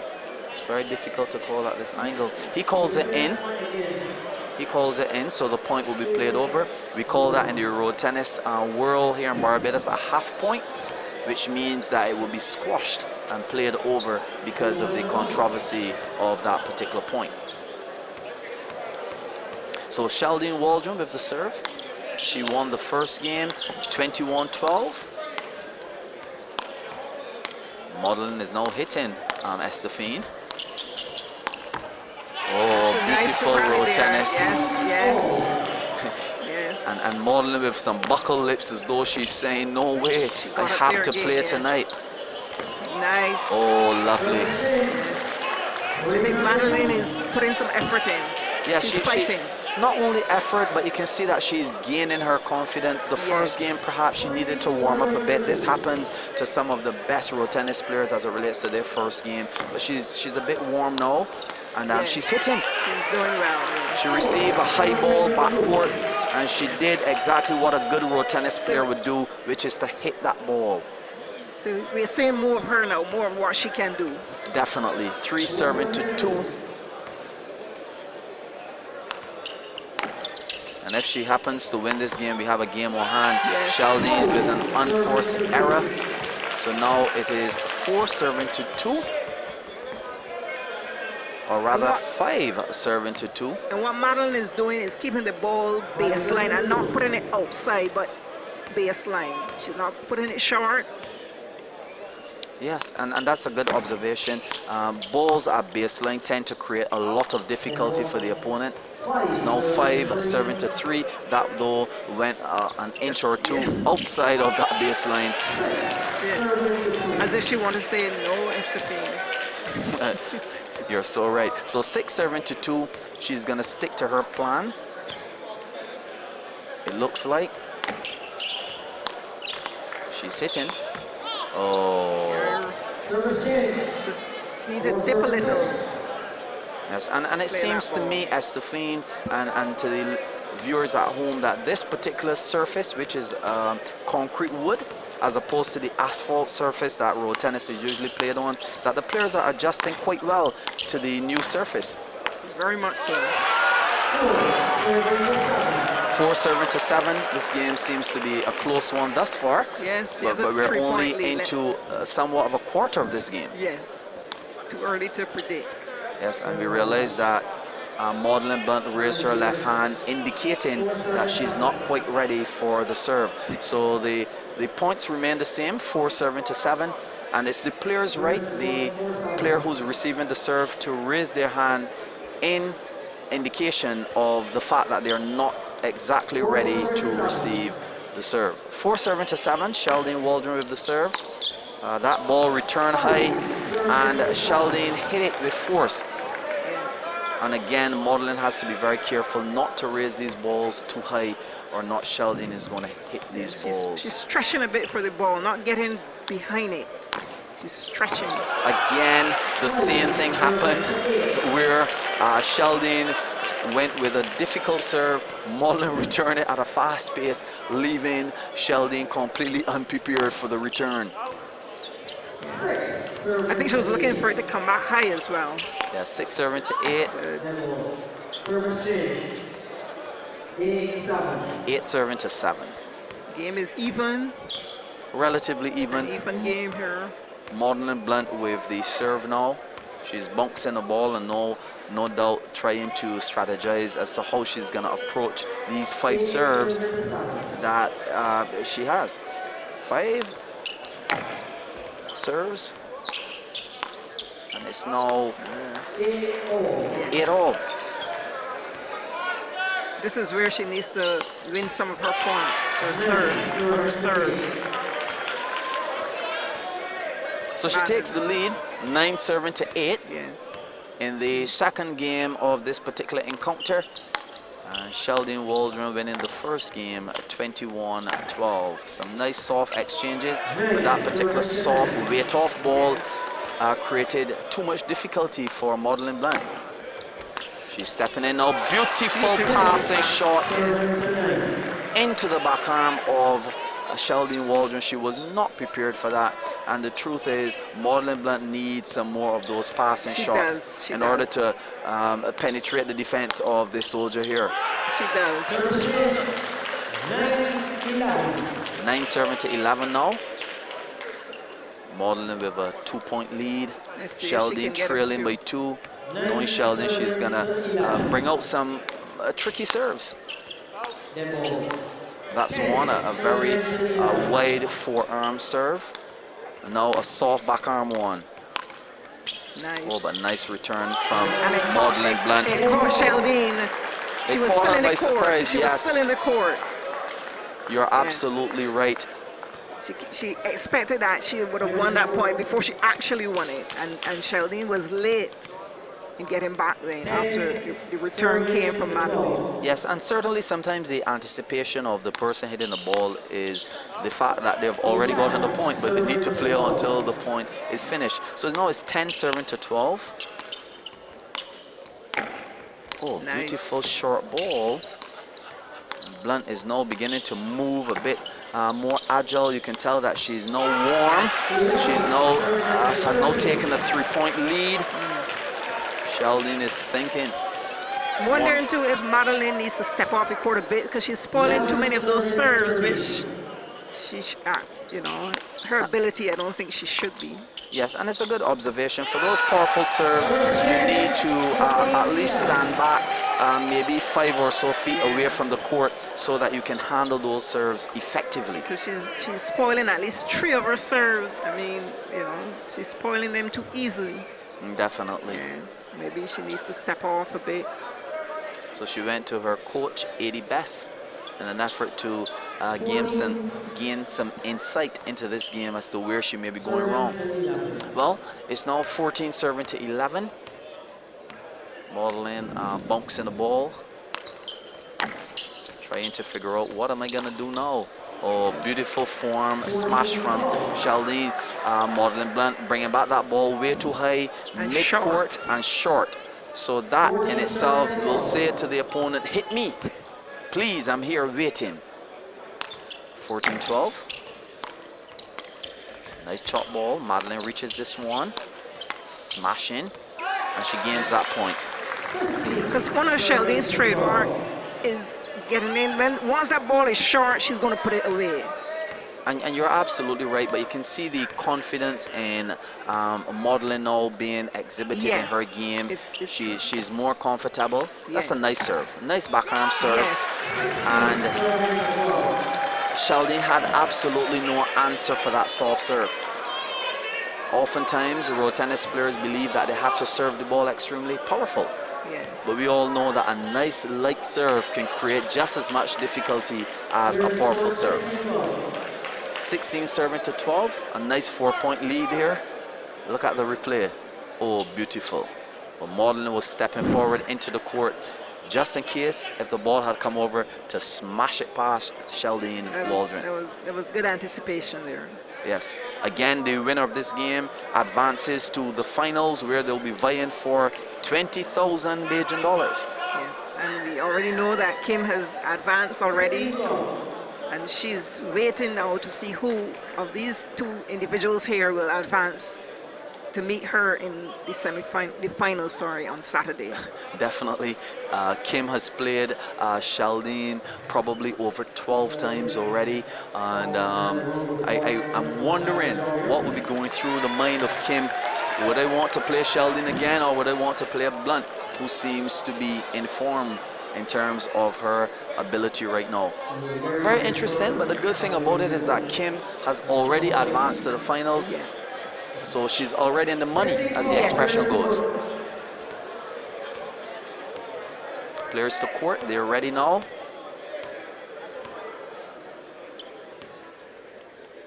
Maudlin Blunt with the serve. Nice soft serve. Oh, nice high backcourt lob. Giving her that point. She now advances to 17 serving to 12. And like what Marilyn is doing, that's the second time I saw it, where she, instead of playing the back arm, she went across, waiting to attack her. 12 serving 18, and that particular return touched the white line. That's a good Sheldon return. apparently thought that the ball was out, but it was in. And now we have a 6-point lead. 12-18. 13 serving to 18. 13 serving to 18. We have a game on hand. Yes. 3 more points. Maudlin needs to just get home in this particular game, and it will be 1-all after Sheldon won the first game, 21-12. Oh, nice form shot.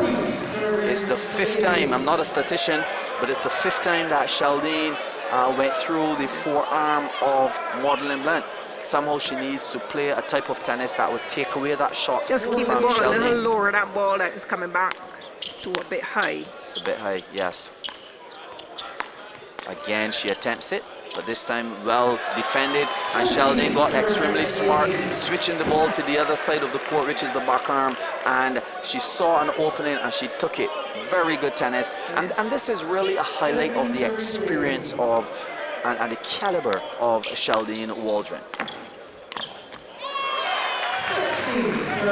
16 serving 18. Yes. But I'm sure that Maudlin Blunt is saying in the back of her mind, I have the last serve.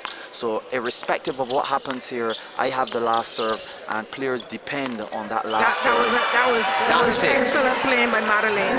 She took the weight off the ball and just played it gently into the back arm. And I'm telling you, Estefine, that particular point is a critical factor in how this game will turn out. Yes. At 19-16, Maudlin only needs 2 points to get home. Sheldon is trailing. This should be interesting. Not only is she leading by 3 points, but she has the final serve. I anticipate that she would get home in this second game. I would agree. However, you can't count out the experience of Sheldon. Is now 20, serving to 16. We have a massive following where Maudlin Blunt is concerned. She's now becoming a rising star here in road tennis. She's played well this game. And I think a lot of people sympathize with Maudlin, saying that her native land is not Barbados, so somehow she has fans everywhere. Fans everywhere because she has learned the game at a late stage in her life. Nice playing. Oh, she's upset with that particular point. Nice playing by Sheldon though. That short ball somehow created a lot of difficulty and choke herself there. Yes. As if she didn't anticipate that Sheldon would bring that ball back. Yes. So she was standing upright and as though the game was finished, and we mentioned that before. Players have to play to the that is it. That's a great finish. 21-17 in this second game of the Barbados Road Tennis Association 2022 Opens Women Semifinals. Sheldon Waldron won the first game 21-12, and now we have Maudlin Blunt winning the second game 21-17. The crowd here at the Wilde Gymnasium in Barbados is going well. We have a third game on hand. Yes, that was an excellent finish. She said, no, you're not going to come in and get any more points here. I'm finishing it here. She had a little scare. Madeline had a little scare at 16-18 it was. And she won that point, 19-16. Yes, and at this stage, Estefine Holder, just want to mention that if you look in the audience, you will see a whole set of white shirts. These white shirts are the Road Tennis Elite association that Maudlin plays from, and this association right now, or this club, or sometimes we call them camps in Barbados. Yes. This particular camp is growing in numbers. They're focusing a lot on technique.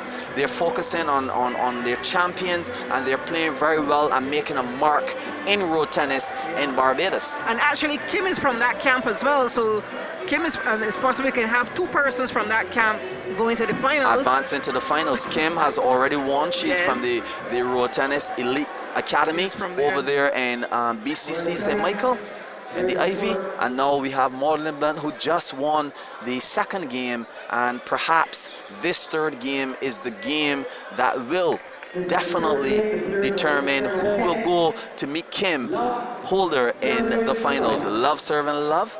Remember that we're going to switch at 10. Maudlin Blunt with the serve.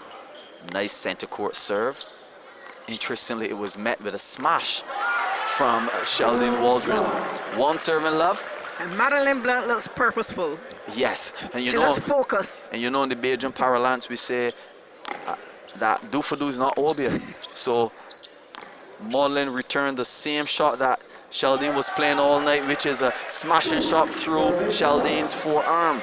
Two serve and love. I think her confidence is up. Oh, Having yeah. won that second game. Definitely, and Maudlin looks focused. Yes. She looks ready. She's playing with a purpose.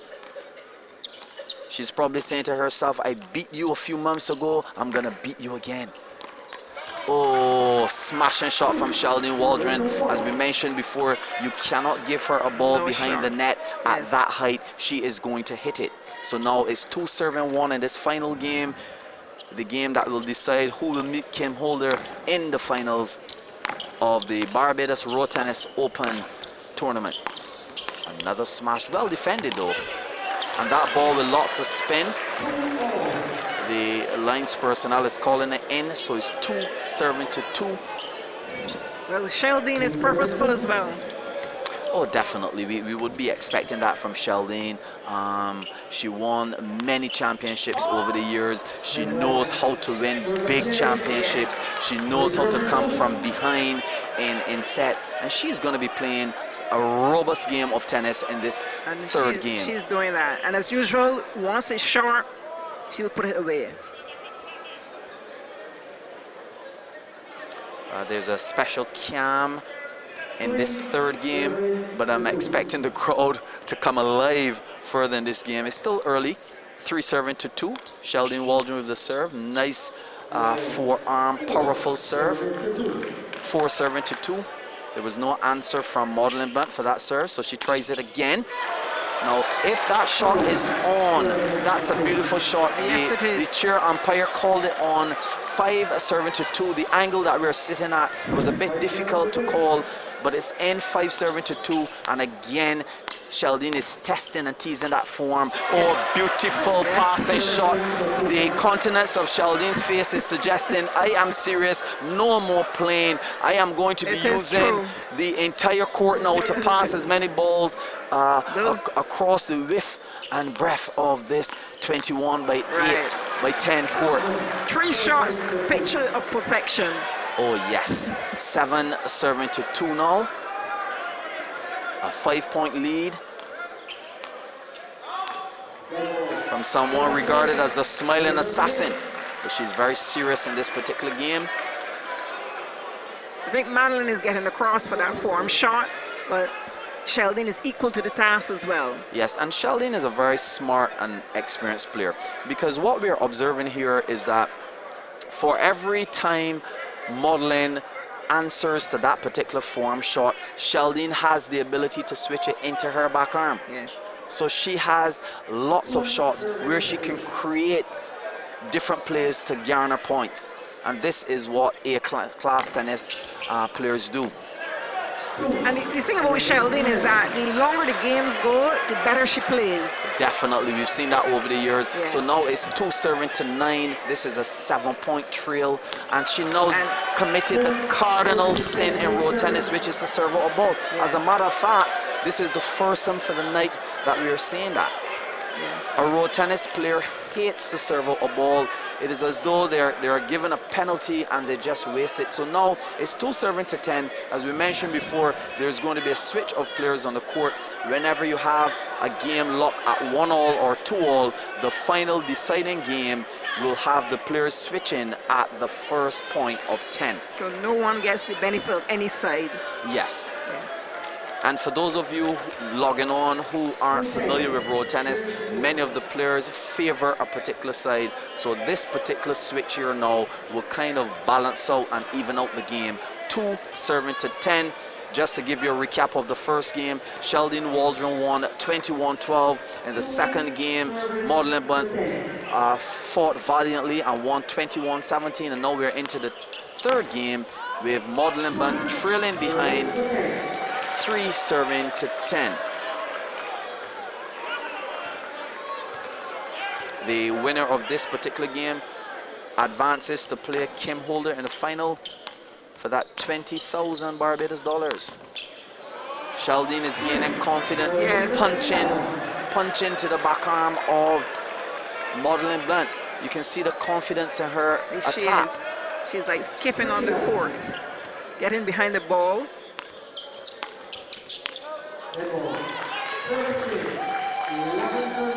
So 11-7-4. This is a major lead that Sheldon is holding in this particular game. And knowing Sheldon, she's looking to cruise home from here, but it won't be that easy. That's a nice cross-court shot. But it's just out. Well, Is it? Estefine, we have to wait and see because they're Maudlin appealing. is Someone is appealing the ball. And it appears as though we have to go to the replay screen to get an accurate call on that particular shot. Wow, okay.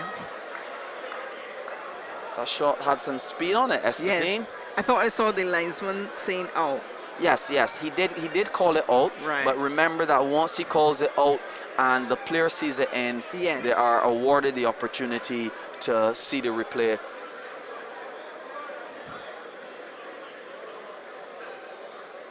From the first replay though, Estefine, it looks a bit wide, but we will wait until the official, Christopher Griffith, calls it for us.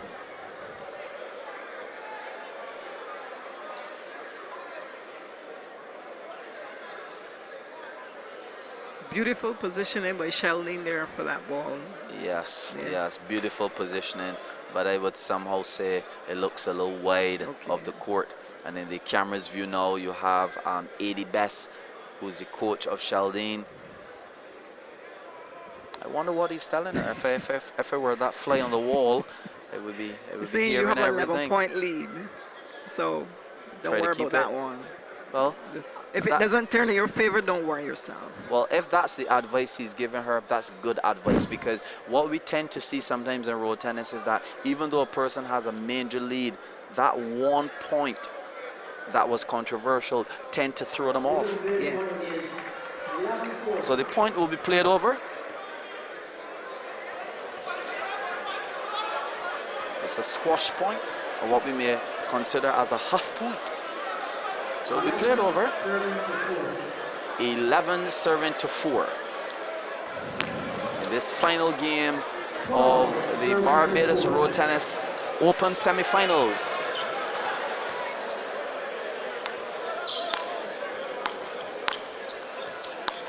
Nice play. Again, Sheldon Waldron capitalizing on a high return from Maudlin Blunt and forcing that ball through her back arm. There was absolutely no answer from Maudlin Blunt from that punching shot. And it was low behind the net.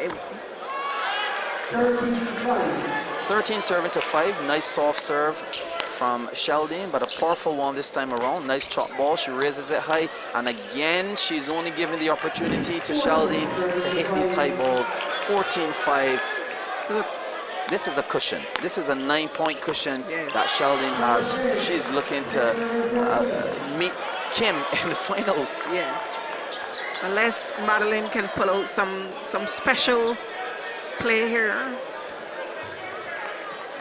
We were now asked from one of the lines personnel to have the janitorial services of the assistant to come and just clean up the court. Sometimes the court may have a lot of perspiration on it. And we want to make sure Dangerous that to the players, yes. surface is as safe as possible Yes. for the players.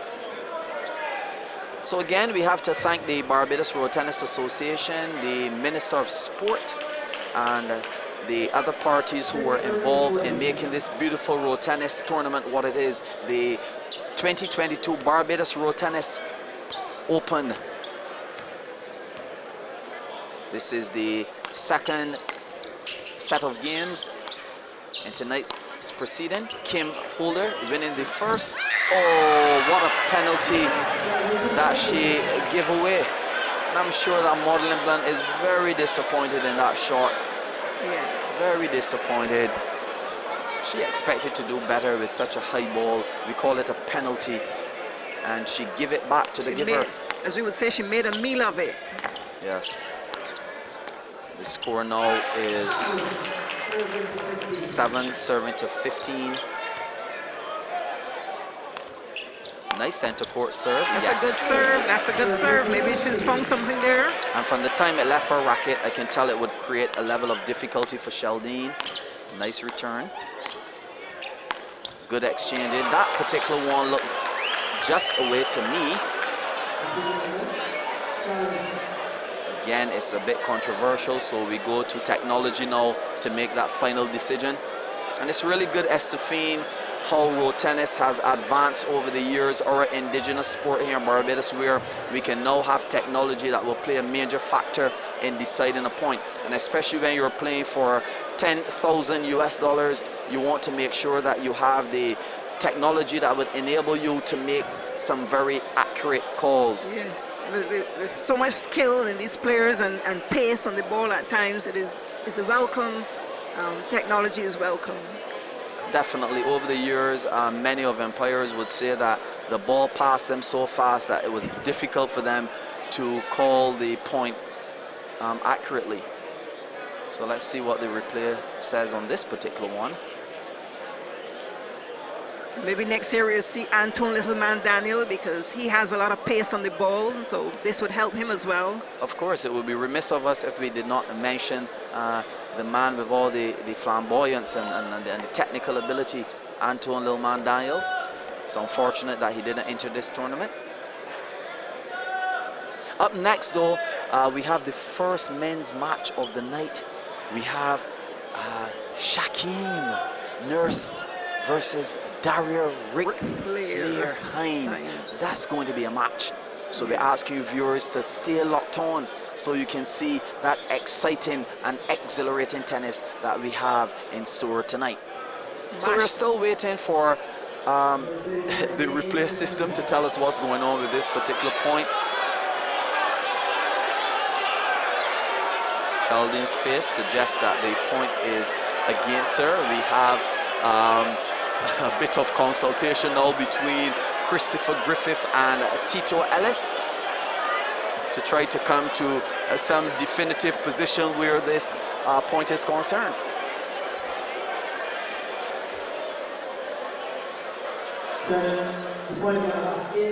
Well, he said it will huff, meaning it will be squashed and played over. Yes. 8 serving 15. The crowd here on hand doesn't seem to be too pleased with that particular call, but we have to go with the official's call.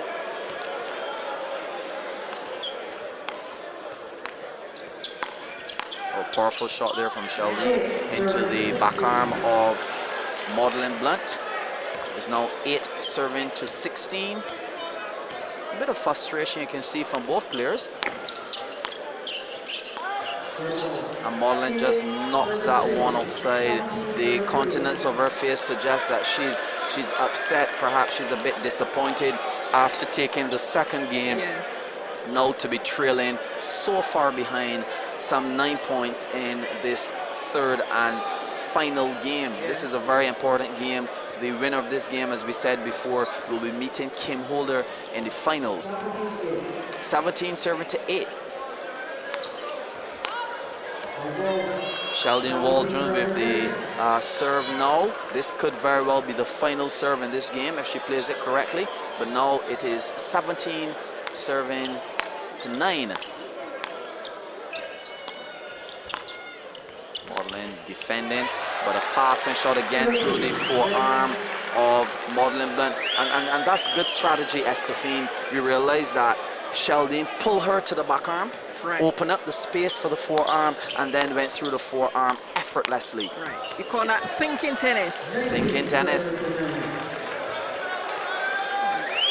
19 serving to 9. This may very well be the first proverbial pig that we're seeing. 2010 and Madeline.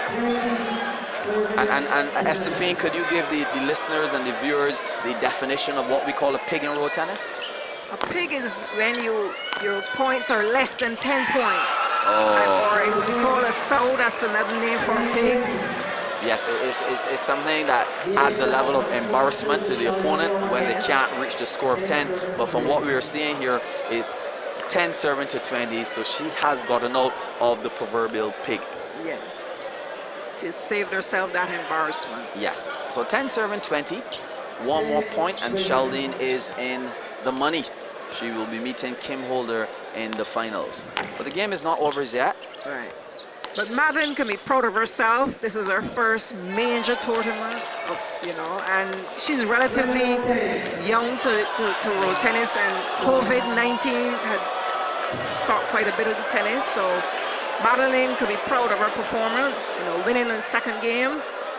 Yes, and you're absolutely correct. Maudlin has 7 years of experience in road tennis versus 11 from Sheldon, and Maudlin is a non-Barbadian who came here and has learned the game and has progressed throughout the years to even becoming a champion, defeating Sheldon Waldron in March 2022 at the Q Point Road Tennis Festival. So definitely kudos to her, irrespective of how the game goes.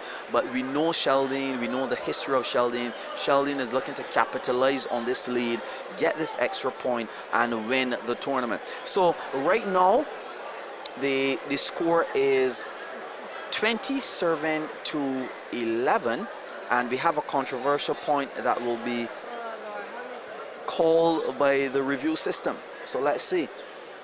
They're giving Mr. Christopher Griffith some work here tonight as he watches the replay system in front of us to call this point as accurately as possible. Let's see, Estefine. That one looks a bit tricky to me, I won't call it. We'll wait for the professional eyes of Mr. Charles Griffith, or rather Christopher Griffith.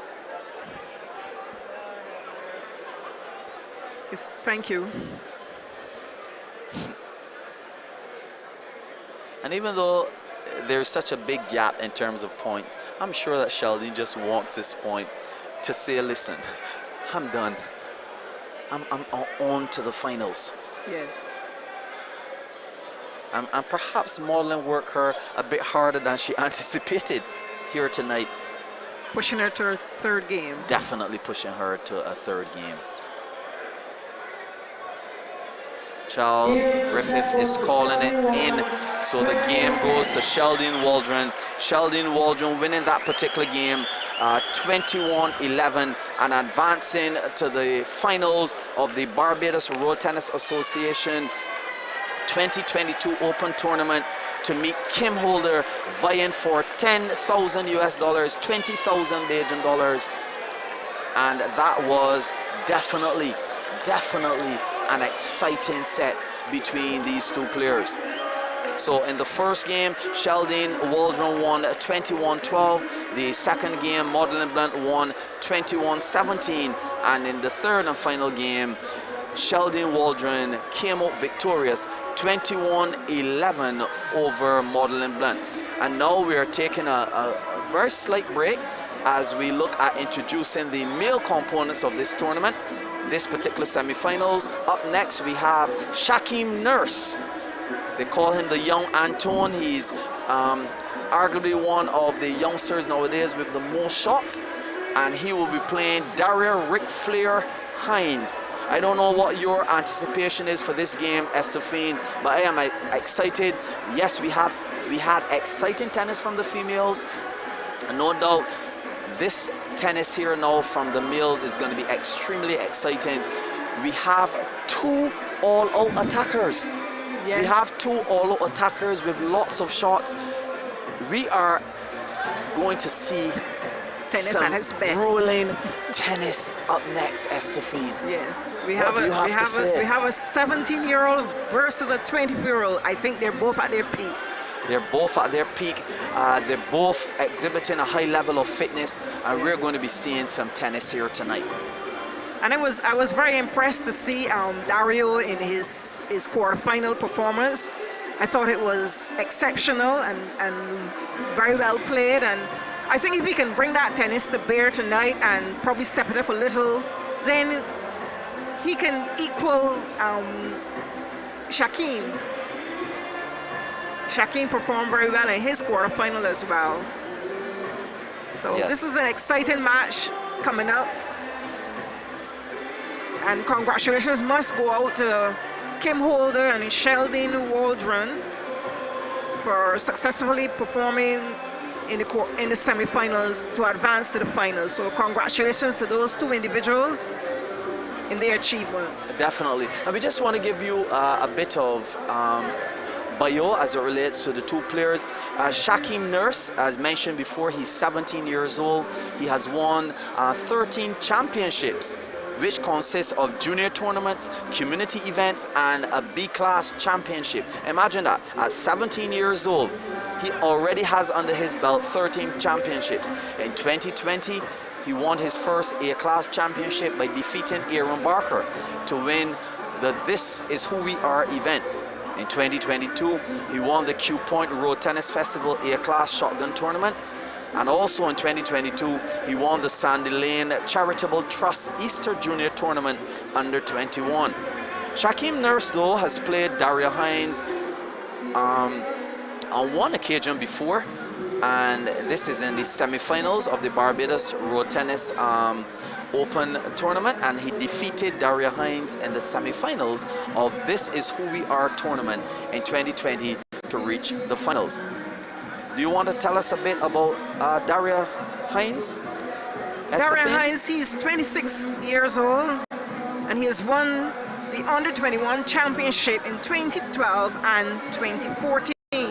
In 2014, he won the Clash of Titans. In 2016, he won the B-Class Island-wide tournament. In 2020, he was a semi-finalist in This Is Who We Are tournament. And as you said earlier, he played Shaquem Nurse on that occasion.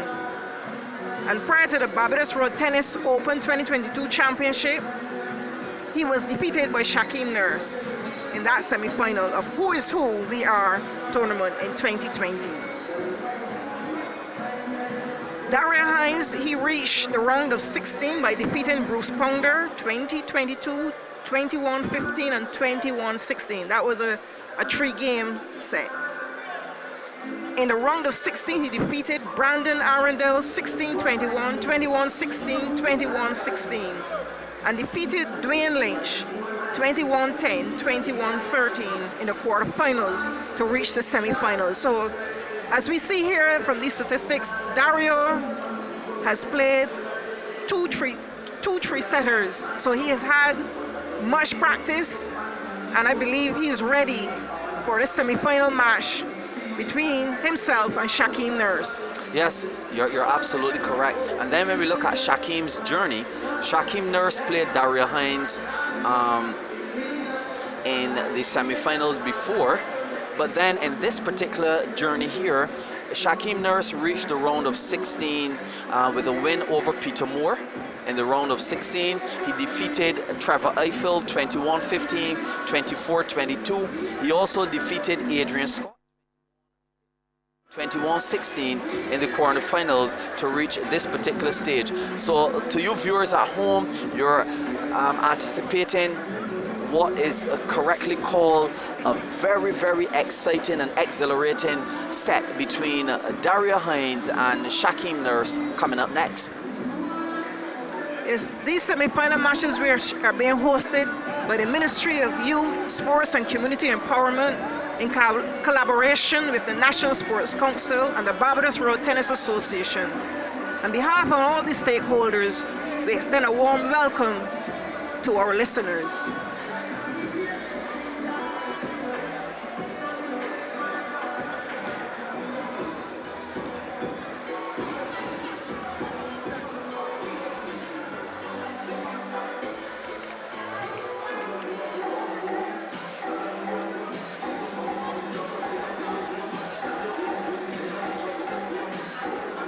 And just to give you a background of this particular tournament, this is really phase 2 of a plan by the government of Barbados to revive our indigenous sport of road tennis, and in so doing promote the sport to the world. Recently we had some individuals who went as far as Dubai in promoting the sport. Phase 1 really started in 2021 when the National Road Tennis Independence Knockout Tournament was held in November across the length and breadth of Barbados. The tournament was promoted and played within the 30 constituencies of Barbados, and the winner of each constituency received a prize of $1,000. There were also monetary prizes distributed across the board, and in all some 100,000 Barbados dollars was given away in this particular tournament. The Barbados Road Tennis Open 2022, as we mentioned before, is really phase 2, and it was launched on June the 1st of this year. This national tournament offers the following prizes for men and women. First prize, 20,000 Barbados dollars. The second prize, 15,000 Barbados dollars. The third prize, 10,000 Barbados dollars, and the fourth prize, 5,000 Bajan dollars. And as we mentioned before, for those individuals other parts of the world to exchange that currency, we are 2 for 1 as it relates to the US dollar. So that 20,000 winning prize will be a fat prize of 10,000 US dollars.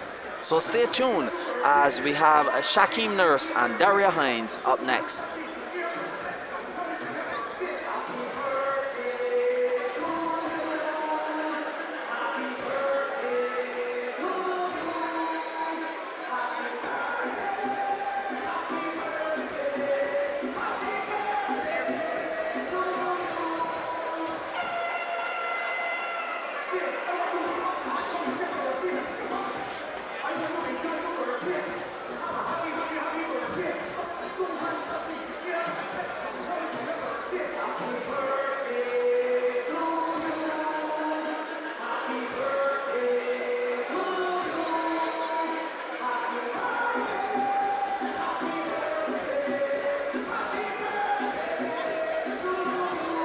So the officials are coming back out to the court now, and we just want to mention that there's an interesting transition as it relates to the court. We are accustomed playing on asphalt surface, but now for this semi-finals, the Barbados Road Tennis Association, under the auspices of the Minister of Sport, Mr. Charles Griffith, the Honorable Charles Griffith, have built a concrete wooden court in an indoor facility to play this particular semi-finals and finals on. So we can see in the far corner of the screen Shaquem Nurse warming up his hand. They're now being called to court. Shaquem Nurse versus Darya Hines, and as anticipated, this game will be a hot game tonight. It's interesting, Estefine, that many of the individuals who were standing and going to the restroom, they're now finding their seats. They don't want to miss any of this action at all. And we're advising you individuals at home to sit down, eat some popcorn, relax yourself as we bring you the commentary for this most exciting game. The first game in the men's semi-finals. We have Darya approaching Shaquem now. He's in black. Darya Ric Flair Hines is in black, and in the uniform provided by the Barbados Road Tennis Association is Shaquem Nurse in the predominantly green uniform.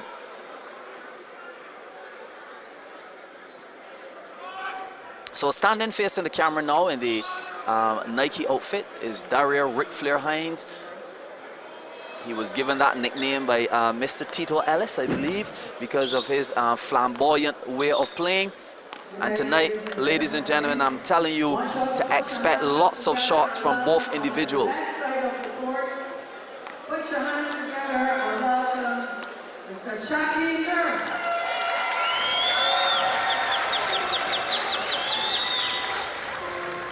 And on the right side of the court, put your hands together and welcome Mr. Darya Hines.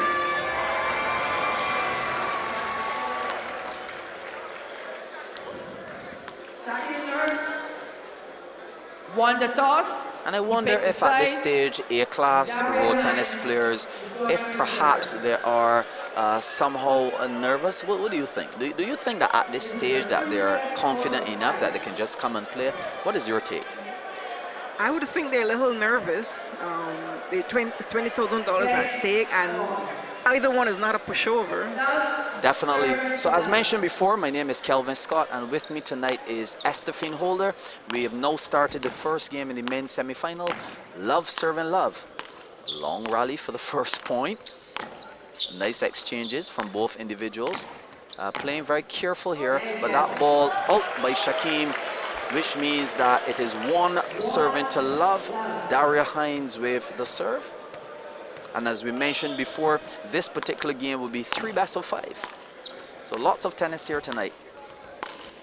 Oh, beautiful shot. We said it before, this game will have some shots. This game will have some shots.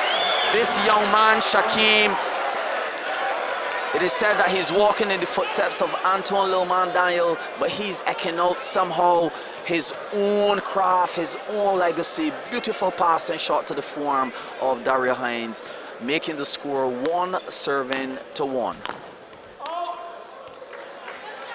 Unforced error there from Darya Hines, 1-2. Remember on the last occasion when these two individuals met up, Shakim somehow had the victory over Darya Hines. 1-3. 1-3.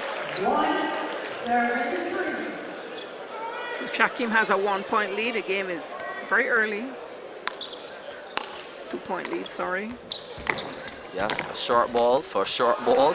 That was some clever tennis there from Darya. What we just saw is that Shakim creating a short ball, but Darya matching it and thrusting the ball backcourt, creating a lot of difficulty. Another short ball. Oh, well played from the young man. He's 17 years old. He's fast. He's agile. He has lots of shots in his hand, as exhibited in that particular point. And he didn't overplay the shot. It came short and he put it back short. Yes, oftentimes when a road tennis player lunges into the court, they tend to hit it a bit too hard because of the velocity they already have. Oh, beautiful shot from the young man. 6-2, so there's a 4-point lead from Shakim. That one is called out, so 6-3. Shakim hand seems as though it's warming up. Estefine. Yes, yes. He's serving somehow to the back arm of Darya, looking to get back the ball as high as possible so he can hit it. 3-7 now, a 4-point lead. Let's see what Darya is going to create with his serves though. These A-class tennis players somehow have a tendency to create difficulty in the serve so that they can get the ball coming back to the court just how they want it, yes, so that they can manipulate the shot. But let's see. Nice form serve. Met with power there from the young man. Oh, lovely. And this is tennis. We expected lots of rallies and lots of shots, and this is exactly what we're seeing This is here. tennis at its best at the Wilde Gymnasium here in Barbados. Yes, definitely. And oftentimes in some tournaments you have a semi-finals, sometimes even more exciting than the finals. The guys may fight extremely hard in order to advance to the finals. So let's see. Nice serve from Darya. I realize that he's keeping his body extremely low with a good center of gravity so as to take away those powerful shots from Shakim. But knowing Shakim can pull a shot almost from anywhere, and Darya the same. There's a nice long rally here. Yes. Oh, this is beautiful tennis. Lots of movement. Oh, look at that shot. Look at this road tennis. The crowd is going well. We're unable to even hear ourselves, Estefane. Yes. The ambience here at the Wilde Gymnasium, the noise traveling through, reverberating this building. This is beautiful tennis. This is what we expected to see. Look at the replay. Oh, beautiful short ball, then a long one.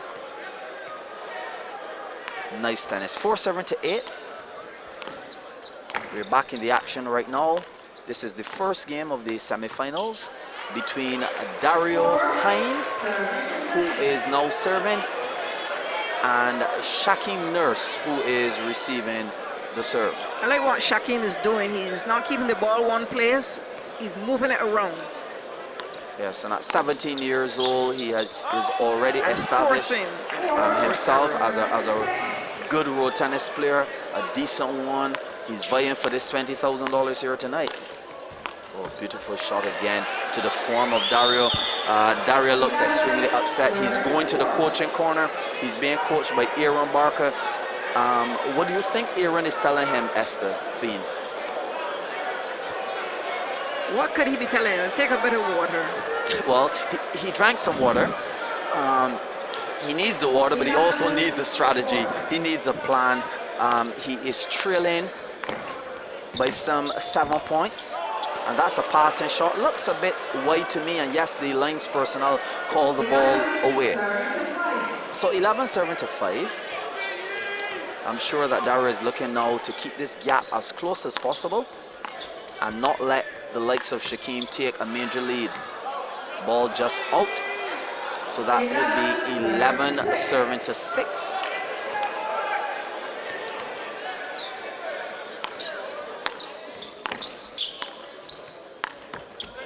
Well, he did say something positive because he's come back and won. Is it 2 or 3 points? Yes, he probably needed that break away from the court to perhaps compose himself. It's now 11-7. Some good exchanges between the two A-class players. We expected this, and now it's 12-7. So Shaquem gave him 3 balls on the back arm and then just switched one to the form, and that's where Darya spawned the ball. Yes. And even though Shaquem is young in age, he's experienced. Now look at that pose. Look at that pose from Shaquem. It's a shot of class. Shaquem is in control of that shot. That's a shot of It is the class. second or the third time he has played it tonight.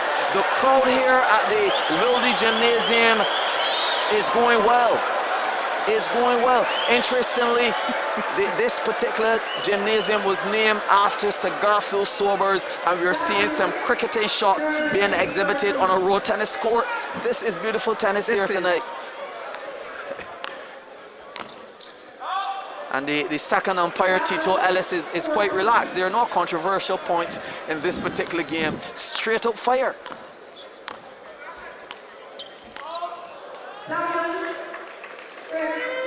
7-15. This 8-point lead from this 17-year-old is a lot. And Darya has to play some serious tennis to find himself back in the game. But the other thing is that this is Darya's first game, and perhaps he's not as warm as yet. So we may see a better showing from the second game. And remember, it's 3 best of 5, so it's a long way to go yet. It is a long way to go, but the confidence in Shaquem is building, and no doubt the look on the face of Darya is saying, my confidence is waning. I need to get back into this game. I am playing an A-class player with lots of shots and lots of defense. I need to get it right tonight. Nice soft serve to the back arm, thrusting the ball back court. Good exchanges from both players.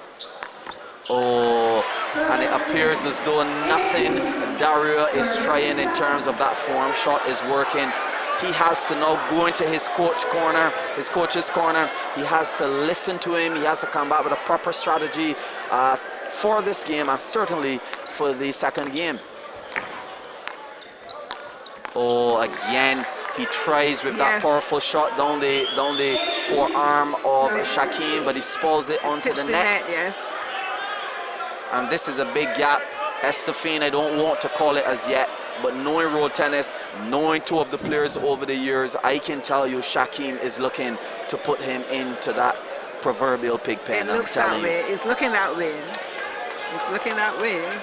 And for those of you locked on other parts of the world, when we talk about a pig, we're talking about a score that the opponent remains under 10 points. It's an embarrassing term used for a player who does not reach 10 in a particular game. And just to give you a bit of history of road tennis, it was really created in 1935 by the lower class in Barbados, who were unable to play a lawn tennis or table tennis. Oh, beautiful center court serve, creating lots of difficulty somehow for Darya. The crowd here is going well. I know they want a pig. I know they're expecting that somehow. A nice cross court serve, beautiful soft hit. Oh, what a drop shot. What a drop shot. That's class. What a way to finish this game. What a way to finish this game. The crowd anticipated lots of shots and class from Shaquem, and they're certainly getting it. Every cent's worth as it relates to the entry fee of $10. That's class. This is beautiful road tennis. That game only lasted a few minutes. Only lasted a few minutes, Estefane. And no doubt that Darya Hines is going to go to Aaron Barker, who's his coach, and ask him, Aaron, tell me where I went wrong in that first game. Darya tried everything. He tried everything to get points and was unsuccessful. He tried everything. He tried to lob the ball. He tried to attack the ball. Everything failed. Yes, 21-7. 21. Yes, 21-7 that game finished at. And according to our timekeeper, the game lasts 10 minutes. We can hear the crowd, they're mumbling, they're expecting more. And some of the individuals in the crowd, we can hear them saying, we want a second so. We want a second so. We want another score under 10. And Shaquem, very serious face tonight. Remaining very focused. In an earlier interview, he said to me, Scotty, I am looking to take away this $20,000, and with shots like that, he is making his mark. He's definitely showing his dominance, even at the age of 17, over a much more experienced player. Look at that shot. Good defense though from Darya. Darya is also playing a decent game of tennis, but he's not fully answering to the shots of Shaquem. And now we will go to the what may be considered the third umpire, the screen, to get a more accurate call on that particular passing shot. We have Mr. Tito Ellis, who's going to call it for us. We have to use technology nowadays. Estefane, road tennis has advanced to that stage where, because of these big prizes and because of the development of our indigenous sport, we have employed the use of technology to make more accurate calls. What Darya has to do is to try to put on some balls and put them baseline. Yes, that's a good observation. He needs to push the ball, and when we say baseline, we're talking about that white line to the direct back of the court. That would create a level of difficulty and make his opponent shuffle his feet in order to put on the ball properly. So it's two serving love. Shaquem won the first game 21-7, and he seems to be cruising quite comfortably in the second game, creating some difficulty there for Darya by playing lots of left and right tennis. Yes, that's what he did from the first game. Give him 2 in the back arm and then 1 forearm, or 3 in the forearm and 1 back arm. So he's playing very well here. Yes, very confident this young man is playing. He just happens to knock that one out of the court. He practices in the sauna, which is located in Bank Hall, St. Michael, while Darya Hines trains in the Simon Bain camp in Christchurch, Barbados. So now we have Shaquem Nurse serving to Darya Ric Flair Hines. 3 serving to 1. Nice exchanges. Darya with a nice form That's turn. a good forward turn and forced an error by Shaquem.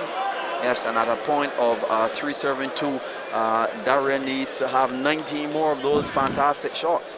But he's playing quite well. He's beginning now to settle down and play a good game of road tennis, matching the flamboyance and shots of young Shaquem. 2 serving to 4. So now it's 2 serving to 4. You know, Darya said to us in an interview that he's putting in lots and lots of physical training, working on his agility, working on his core in the gym. But he needs now to work on his strategy as it relates to playing this young Shaquem Nurse. And again, we're seeing 2 players adjusting very well to the a new surface, the concrete wood that they've placed here indoors for this particular tournament. It's now 2 serving to 5. Darya trails by 3 points. And Darya really needs to keep the score, Estefine, as close as possible in this particular game.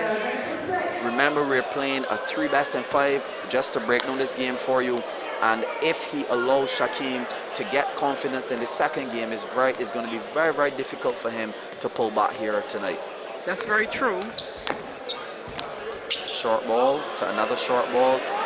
And somehow tonight, Shaquem seems to be moving even faster than he usually moves. It seems as though he has this extra impetus where this $20,000 is concerned that is giving him even more speed tonight here at Estefine. He's a touch of class. Definitely. Darya really needs to come up with a different strategy from the first game in order to combat this tennis that Shaquem is playing. 7 serving to 3. So 7 serving to 3. Center court tennis here, back court tennis. These A-class players know how to adjust to different forms of tennis. 8 serving to 3. Interestingly, Darya stands at 6'1", having a wider span on the court than Shaquem. But with Shaquem passing shots, somehow he's able to penetrate every single wall that Darya is putting up in terms of his defense. And Darya seemed a bit late on getting back into position too, so maybe Shaquem is giving a bit more pace on the ball or getting to it much, much earlier. So when he puts 2 balls in the backhand, he switches to the form, and Darya was not in the picture for that ball. Definitely not. And the thing about it, Estefine, as you know, being a road tennis player yourself, is when you have an attacker who is on a particular night and his game is on, the person who is defending is in a lot of trouble. And we're seeing that here tonight. Shaquem is on. He's gaining confidence. 9 serving to 4. And what Darya really needs to do is take away some of that confidence from him by keeping the score as close as possible. Nice short shot. Yes. Shaquem was equal to the task. Definitely, Shaquem, as we said earlier, is moving faster and creating lots of difficulty with this style of tennis that he's playing. Good return by Darya. Look at that shot. But then Look even at that better shot. return by Shaquem. And the after steer from Shaquem is suggesting, who are you, Darya? Who are you? That was an excellent It's a return disrespectful glance that he gave to Darya, suggesting that I am the one in control. Darya needs to take that away from him in order to equal this game tonight. I think he needs to keep out of Shaquem's form. Definitely. 4 serving to 11. He needs to keep out of Shaquem's form. Serving to 12. This is a comfortable lead that Shaquem has here tonight. This 8-point lead is a major lead, and I am sure that Shaquem is looking to hold on to this lead and perhaps win this particular set. Good serve to his form, as if he wants to say, well, Estefine, you don't know what you're saying. 3 games to 0. I'm sure that that's the intention here of Shaquem. Just away. 5 serving to 13. So it's 5 serving to 13. The crowd behind us Sheldon, give him another pig. Good returning. Yes, this is good tennis. That one looks a bit wide and so-called from the lines personnel. So 6 serving to 13. It's a good exchange there. Forearm to forearm. And no doubt Darya has a good defensive game in his arsenal as well. So he needs to employ that game. He needs to use that game to stop Shaquem from gaining the dominance in this game. As long as Shaquem's confidence begin to build, he's going to put Darya under lots and lots of pressure. So now it is 13 serving to 7. Oh, beautiful form shot. Look at that. That's called a double turn in tennis. Beautiful double turn. Just when Darya was gaining his middle ground, Shaquem took the opportunity to pass the ball across his form. Beautiful shot. Darya's This bringing is back good the ball tennis. too short. He needs to put that ball on the baseline. And as we see from the replay, the ball is short and it's high. Now look at that backarm drag. Earlier, Estefine, you said that Darya needs to keep the ball out of Shaquem's form. But we're now realizing that Shaquem has a very dangerous backarm drag as well. So this young man can create a shot from either side of the court. Oh, unforced error from Darya Hines. The thing about that backarm drag, Darya was nowhere in the frame to even attempt to play that shot. The ball was past him and he was still in the form. 16 serving to 7. Oh, nice tennis. The ball just away a few inches. So 16 serving to 8. So Shaquem is going for a deep backhand serve. Look at that turn. Look at the pose from Shaquem. It is as though he's showboating. And he capitalized on that serve. He put him deep in the backarm, and then when the ball came back, just turn it down through the forearm. Definitely. So Shaquem is looking He's thinking his tennis. to serve in order to somehow get the return that he's expecting to create the shots that he wants to. And that's what A-class tennis players do. 8 serving to 18. Darya has to be careful because I think he's looking to sow him again to keep him under 10. That's for sure. Seems like Darya's point, the ball was in on this side of the court. So 9 serving to 18. What Shaquem needs to do though is to focus on winning the game as opposed to trying to sow Darya. And what Darya needs to do now is to buckle down, try to garner as many points as possible in this second game to build his confidence and go into the third game and at least try to win that. Or not, it will be a 3 straight here tonight in this semifinals. There you go.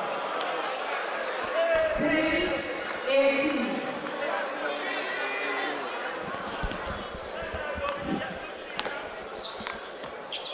I think this. 18.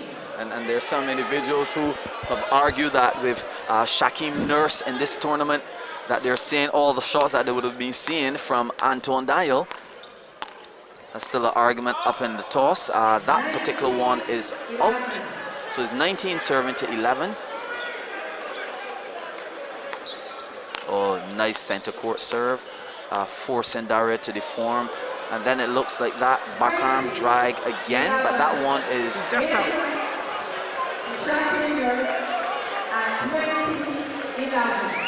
the ball is in. 20 serving 11. So again, we're seeing that backarm drag from Shaquem. Excellent drag. Game goes to Shaquem Nurse. 21-11. 21-11 in the second game. Shaquem Nurse defeated Darya Hines 21-7 in the first game, and now 21-11 in the second game. Remember, we're playing a 3 best in 5 as it relates to the men's semifinals, and Darya would need to at least pull back this third game to remain a contender in this particular set.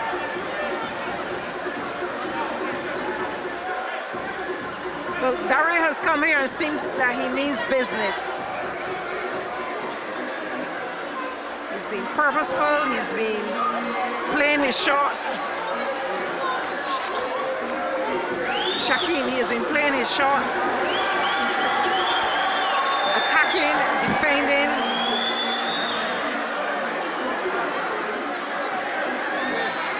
And a lot of the audience enjoying the soca in the background. Remember that it's our soca season here in Barbados, or crop over season, you can say. So some of the music playing in the background, some of the patrons here tonight enjoying, standing and dancing and enjoying our indigenous sport of road tennis. Right now we have Shaquem Nurse leading 2-0 in games over Darya Ric Flair Hines.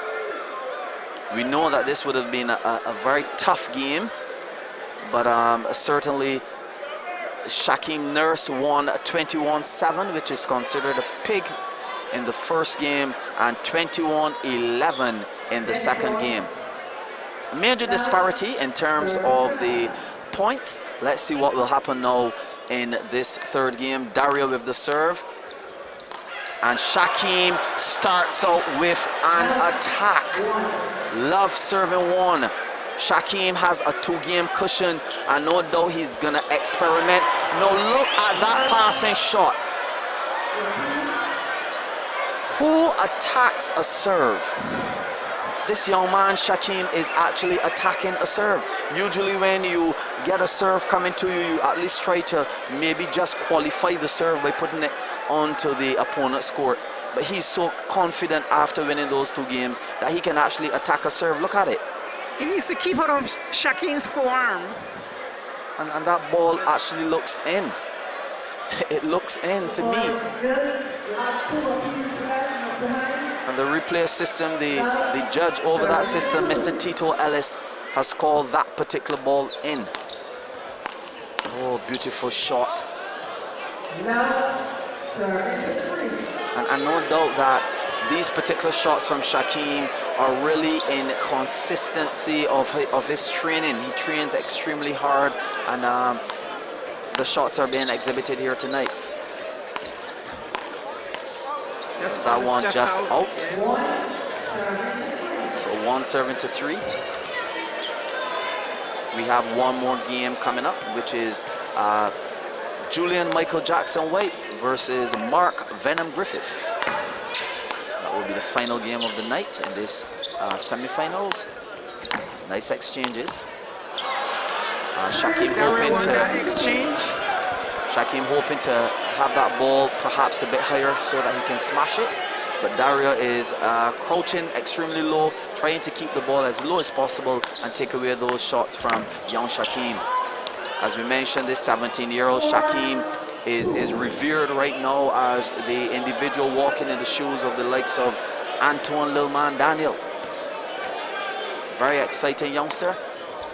Darya Hines, also an exciting youngster, playing some extremely good tennis, defeating Dwayne Hope, or rather Dwayne Lynch, to get to the semi-finals here tonight. Nice short tennis, followed by a long tennis, but look at that shot. Exquisite. This guy, Shaquem, is a class act. He brings a different level of tennis. He brings some excitement to this beautiful game. It's an exciting game on its own, but then he adds that extra touch. And he pauses after these shots, Estefine, showing his dominance. Try to get some points here, otherwise he will go along and motor along and leave him. And confidence. Darya can't afford to let him motor on. 5 serving to 4. He's a class act. He's playing very well. And Darya is doing pretty well to at least keep the score in this particular game close. Yes. So even though Shaquem has all of these shots, the score is a fair assessment right now. Yes. It is 5 serving to 5, or should I say a fair reflection of both players playing pretty well in this third game. So again, Remember that this particular set is 3 best of 5, and in the 2 preceding games, Shaquem Nurse emerged as the winner.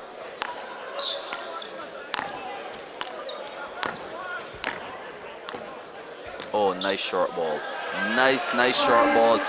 Look at the disrespectful glance from Shaquem with a beautiful short ball. It's as though he is showboating over Darya Hines. Oh, nice shot. Good soft turn. Darya, oh, he spoiled that one. But 6-all. I'm sure that Darya is happy and comfortable with this 6-all score right now. But any bet, he's looking to perhaps take a lead. He cannot be trailing Shaquem in this third and what would be the final game. Estefine. But I'm wondering if Shaquem has ever played in a 3 best of 5. Has he ever played in a 3 best of 5? Interestingly, I don't think so. This is perhaps one of his first time playing in the A-class tennis after COVID. That's what I was thinking as well. So it's possible that if Darya could win this game here, that it would put some pressure on Shaquem. That's a very good point. And Darya, being the fit athlete that he is, would create a lot of difficulty. So Shaquem spoiling again. Yes, so it'll be interesting if Darya could win this game here. We'll see, because I'm thinking Shaquem has never played a 3 best in 5, and so that's like unknown territory, foreign territory. Good observation, and again, we're seeing a psychological advantage in the sense that Darya is now beginning to gain momentum. Excellent passing shot, and Darya walks up to the middle of the court to suggest, I am now in control. We have 2 flamboyant players who sometimes even tease each other in terms of ability. Darya is gaining momentum, Estefine. Yes, well, could we have a game on hand in this third game? Nice exchanges. Darya, oh, he hits that one into the 8-inch wooden structure, the net. But one of the weaknesses in Darya over the years has been his forearm. I was impressed with it, as I said, when he advanced from the quarterfinal. But that tennis where he lobbed it, he cannot bring that in front of Shaquem for sure. But that's always been a question mark. But he's playing very well. We're going to go, Estefine, to the replay system for that particular point. It's undecided. So let's see what Mr. Tito Ellis, the second umpire, would say respecting this particular point. He's calling for a different view from a different camera so that he can get the accuracy of that particular one. We'll just mention the prize money for this particular tournament. First prize, $20,000. Second prize, $15,000. Third prize, 10,000 Barbados dollars, and the fourth prize, 5,000 Barbados dollars. And Shaquem has dominated these 2 games. He won the first game 21-7 and the second game 21-11. Yes, and these particular individuals have met once before only in a major tournament, and Shaquem emerged as the winner in the semifinals of This Is Who We Are Road Tennis. Oh, lovely shot from Darya though. Darya stands on his back foot. He brings around his body, positions himself, and he strikes that one with lots of accuracy in the back arm of Shaquem. Beautiful A-class tennis here tonight. Oh, nice. Beautiful turn and a nice short shot. Nice short ball. It's called an injection in road tennis. 9 serving to 9. Some beautiful exchanges. Yes. Exchanges and shots, exchanges and defense. And this is beautiful tennis, Estefine. I think Darya thinks that he believes he can win this game. He's playing like a man that believes he can win this third game. Well, you never know. In beautiful tennis, the game is played on the night, and at the moment, another short ball.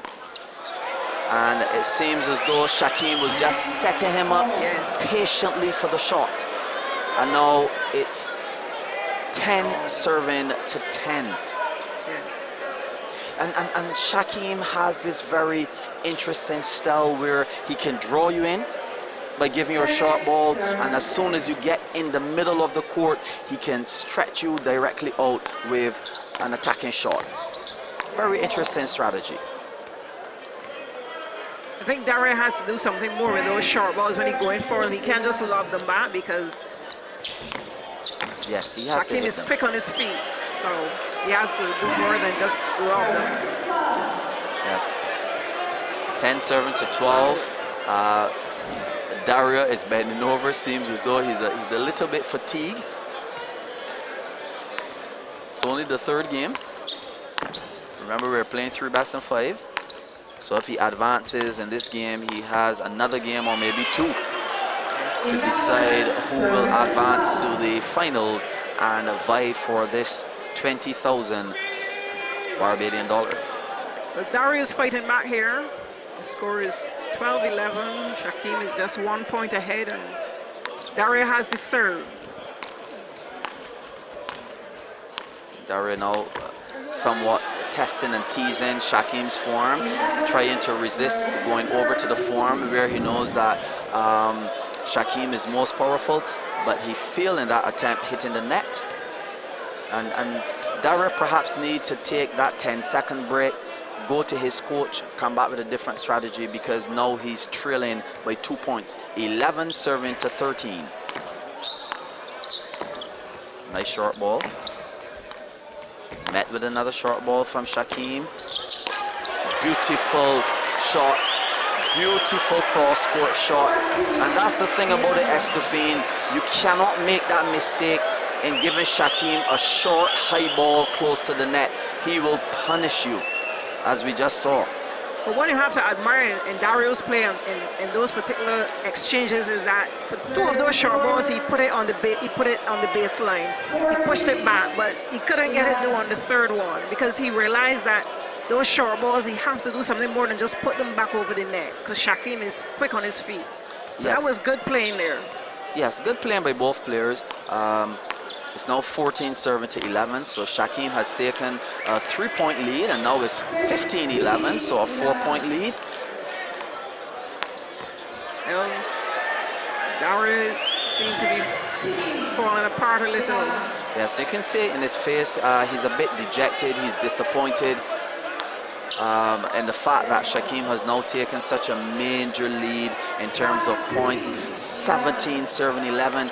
With this 6-point lead, Estefane, it's going to be very, very 7-point lead is going to be very, very difficult for Darya Hines to get back in this game. We know how Shaquem plays. We know the ability of Shaquem and the quality of his tennis is going to be very, very hard. So 18 here serving to 11. Nice exchanges. Watch he switch the background soon.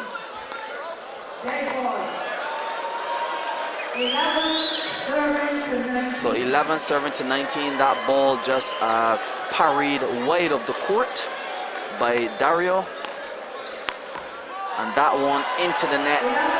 11 serving to 20. Match point to Shaquem Nurse, and Shaquem is somehow smiling, very happy with how he's playing. Oh, and Darya just somehow seems to give up. Shaquem is showing him 3 fingers, suggesting that I give you a 3 straight. Very good tennis. Shaquem being the first male to advance to the finals of this Barbados Road Tennis 2022 Open Tournament.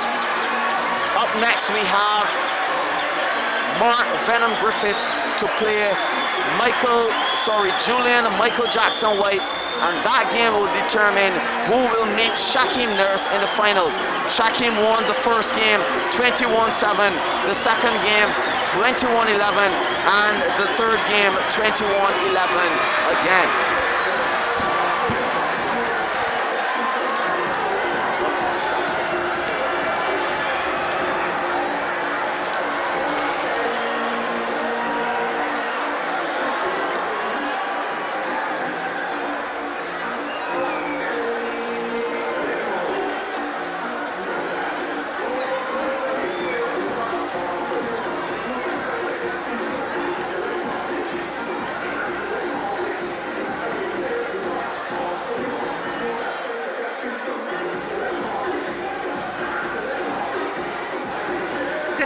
again to the listeners.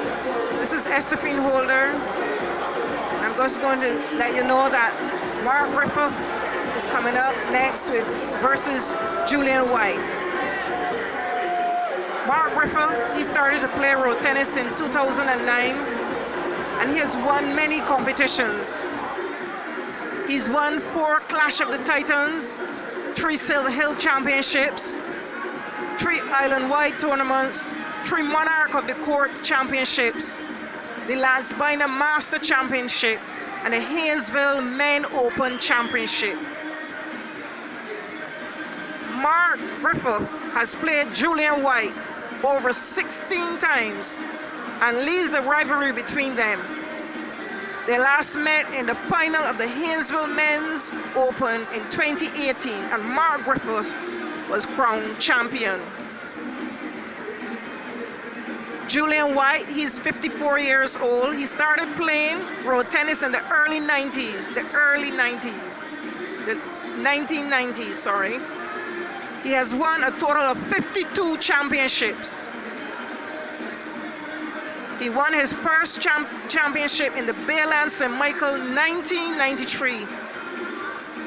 And over the years, he has won the Banks Championship in 1999, Clash of the Titans Championship, Rockets of Fire Championships, Shell Antilles Tournament, the Wibisco Tournament. He was 21-12. In the round of 16, he won over Michael Jean and defeated Darius Gaskin 21-9, 21-13 in the quarterfinals to reach here in the semifinals. Yes, thank you very much, Estefine. As we mentioned before, my name is Kelvin Scott, and with me tonight in this particular position of commentary is no other than Estefine Holder. And up next we have Mark Venom Griffith versus Julian Michael Jackson White. We have the man considered as the crouching tiger of road tennis, Julian White, versus the impenetrable wall of Mark Venom Griffith. So let's see what is going to happen in this game. The officials are taking a moment to organize themselves for the next game. So at this point of time, we'll just ask you to enjoy the beautiful music of Crop Over in the background.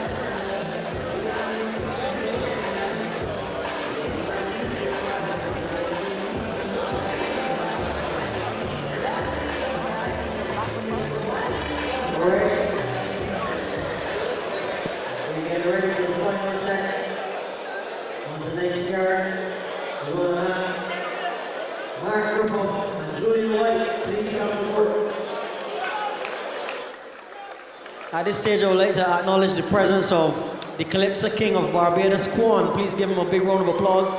He's in the house tonight. Quan, stand up, let the people see you. The Calypso King of Barbados, Quan. Yeah. The Calypso King up there, Quan. Stand up, Quan. Where he is? Oh dear. You got royalty in the house.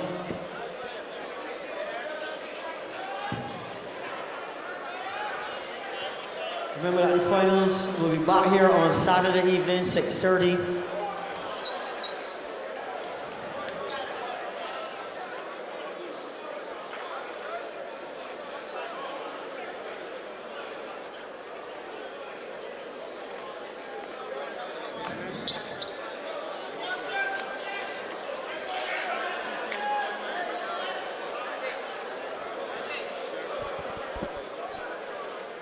So, ladies and gentlemen, we are back here live at the Cigar-Filled Sobers Gymnasium, Wildy St. Michael. And so far, we have had 3 matches. In the first match, Kim advanced to the finals. Kim Holder advanced to the finals over Rachel Smith. In the second game, Sheldon Waldron advanced to the finals to meet Kim Holder. She defeated Maudlin Blunt. In the third game, the third semi-final game, we had Shakim Nurse, who defeated Darya Hines 3-0. And now we're into the fourth and final semi-finals game, where we have facing us on the camera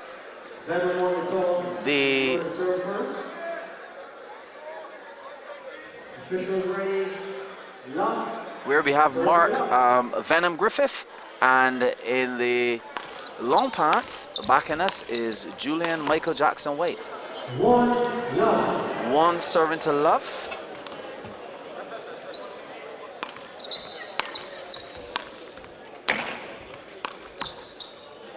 One all. Very fast-paced game. It's looking like Estefine. 2 serving to 1. And these individuals here would have met each other some 16 times, with Mark Venom Griffith having the upper hand over Julian Michael Jackson White. So let's see what will happen here tonight. The score is now 2 serving to 2, with Mark Venom Griffith having the serve. Nice short ball. Julian White was expecting to use a short ball, an injection, and then perhaps take him backcourt with that particular shot, but he failed in his attempt, and now it's 2 serving to 3. Failed attempt there from Julian White again. A smashing shot from him, but hit into the net.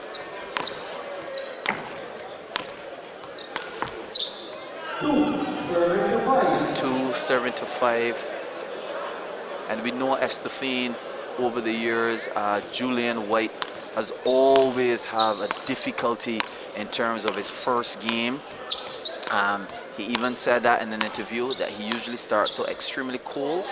But let's see what happens tonight. He's trailing, 2 serving to 6. He's trailing by 4 points. Yes.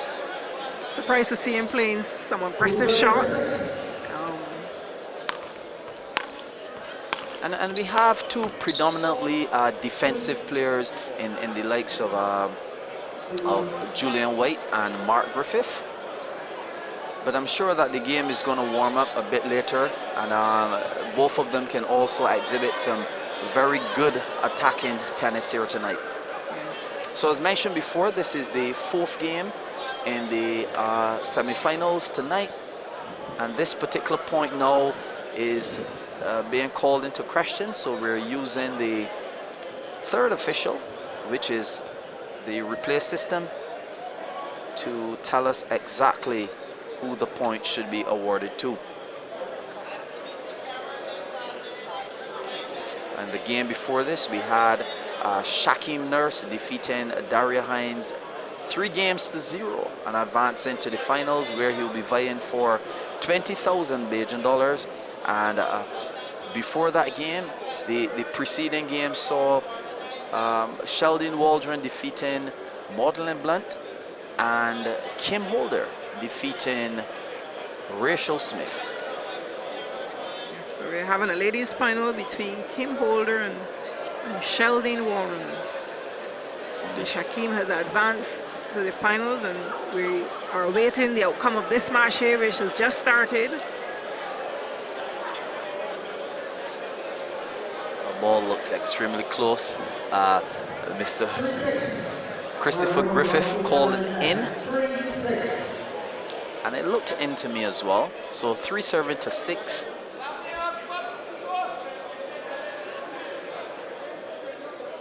Jackson has his serve, and this is his final ball of his serve.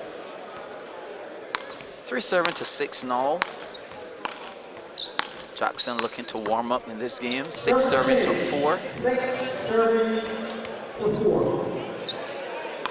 Mark Griffith with a nice mid-court serve, teasing the forearm now of Jackson. Jackson getting very low. We know that's his traditional style. They call him the crouching tiger of pro tennis. And oh, he attempts that forearm slam, but it tips the net and parries itself on the outer side of the court. It's uncharacteristic of him to be playing an attacking shot, and he has tried it on 3 occasions and failed on all 3. Yes. And it will take him some time to catch his rhythm. I'm quite sure that both players are a bit cold right now. It appears as though we have to rely on technology again, the review screen for this particular point. But it's 7-4 as it stands. In this final game, this is also going to be an exciting game.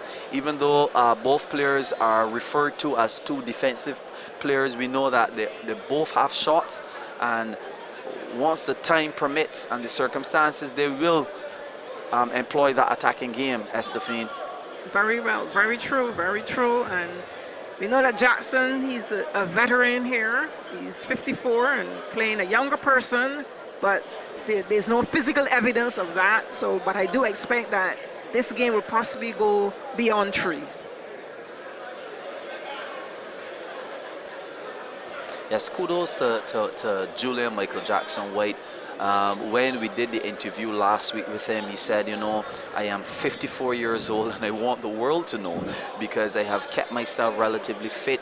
Even though throughout the years he has been plagued with lots and lots of injuries, he's still playing at the highest standard of road tennis, and he wanted the world to know his age and the amount of training he's still putting in. Remember, Estefine, that he has won over 52 titles in Barbados over the years, so he is a legend in his own right in this indigenous sport. And let's see how he faces off with with Mark Venom Griffith. Yes, that's how he has won that title of world boss. Certainly. So we're waiting now for the replay of this particular point. And 1 point can be so important when you're playing for $10,000 US, Estefine. They can't freeze it. So the replay system they have, they're unable to actually freeze the motion on the screen. So the third umpire, Mr. Christopher Griffith, has to rely on the playback system of 30 frames in order to get this particular one done correctly.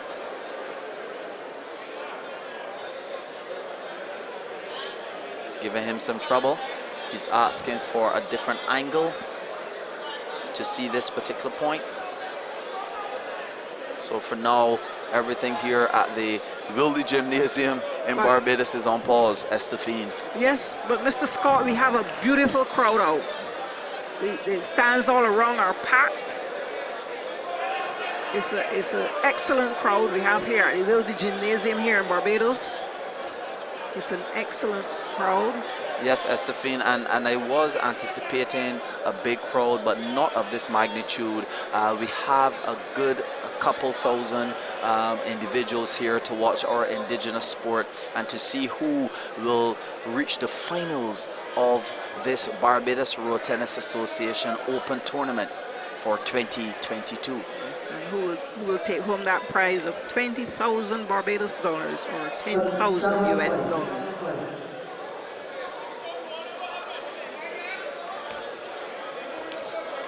So it's 7 serving to 5, or rather 5 serving to 7. Julian playing extremely low. Oh, nice exchanges here between the two players. Interestingly, Estefine, these are the two players in Barbados with the most titles between them. It's true. So this matchup is supposed to be an exciting game of road tennis here. Yes, that was a great rally there. And Jackson won the better of that. And we're expecting some long rallies between these two players. As we said before, the predominant style of road tennis that they play is a more of a defensive style where they play extremely careful. Even though they both have the ability to attack, they tend to play a relatively conservative style of road tennis. Nice exchanges. Venom was expecting that ball to be called out, and somehow Julian took the advantage of hitting it past him. So now it is 8 serving to 6. Or rather 10 serving to 6.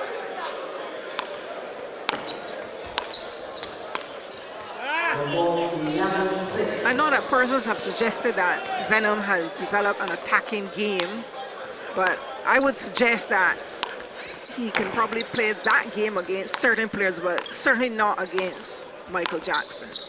Definitely not. And White is playing a cross-court type of tennis. Nice backarm drag, pushing Griffith wide of the court and definitely gaining that particular point. He's still trailing. Yes, that was a good exchange. 11 now serving to 7. And he took the weight off the backarm ball, and Mark Griffith was slow in getting to that ball, and it went on the outside. Oh, beautiful shot. Down the line of his form. Beautiful shot. We can see shots like that. Somehow the Lions personnel is calling it out. The umpire is calling it in. And the point apparently has been awarded to Mark Griffith. So now it's 12 serving to 7. Oh, nice pull from White. Oh, nice powerful shot. Good defending though. Nice short ball. Oh, the speed of Griffith, but not gaining enough traction to actually put on that ball. And the crowd here at the Cigar-Filled Sobers Gymnasium, they're clapping in appreciation of that beautiful road tennis. I think if he had put it on, Jackson was there. Yes, it looked that way to me too. These players, as we mentioned before, have played each other over 16 times. They know each other's strengths, they know each other's weaknesses, and they're looking to capitalize on each other's weaknesses. That was a magnificent exchange between those two. 8 serving to 13 though. Yes, Griffith is building his lead. Definitely, he's building his lead, and a 6-point lead to somebody like Griffith is a major lead. I'm sure that Jackson never wanted to find himself in a trailing position like that. Unforced error. I'm sure he's a bit disappointed in that particular shot. Now he's trailing some 7 points behind Mark Griffith. We know that Mark Griffith is referred to as one of the most stubborn players in road tennis. So you can't give him that lead. Oh, beautiful shot from White. Well defended from Griffith. Oh, nice defending. Beautiful tennis. And White continues to punch. Oh, he hits that one in the net. very good defending from Griffith. I think Very that's- good defending. Yes, I think Jackson should have just played that ball over the net and let Venom just run for it, if anything. Yes. I don't think he should have kept hitting it. Jackson was continuing his attacking form, 'Cause- but somehow it didn't work for him. Oh. 17-8. It appears to me, though, that somehow Jackson is losing a bit of momentum in this game. He really needs to pick it up in the second game. 17-8. The first game in this last semifinals here tonight. It's a 3 best of 5 set. Yes. 17 serving to 9. When Jackson is attacking too, he looks a bit out of character in my opinion. So I'm not entirely surprised when he hits the ball into the net. He looks more comfortable when he's playing a more defensive tennis. And you're absolutely right. However, he does have the ability to attack when he needs to. Yes. I would say he's a very balanced player, both in defense and in attack. But he somehow 20 serving to 9. We just want to call the score because anything under 10 in road tennis is considered a foul. And 21-9 in the first game. So that's a foul. Yes. We may call it a pig in road tennis here in Barbados. It's the embarrassment of the opponent not reaching the score of 10. But as we mentioned before, Estefan, Julian White tends to start off very slowly in his first game. So we're going to see now in this second game if he is true to character in picking up the momentum and pace in this second game. But certainly with the 3 best of 5, he needs to stick as close as possible to Mark Venom Griffith.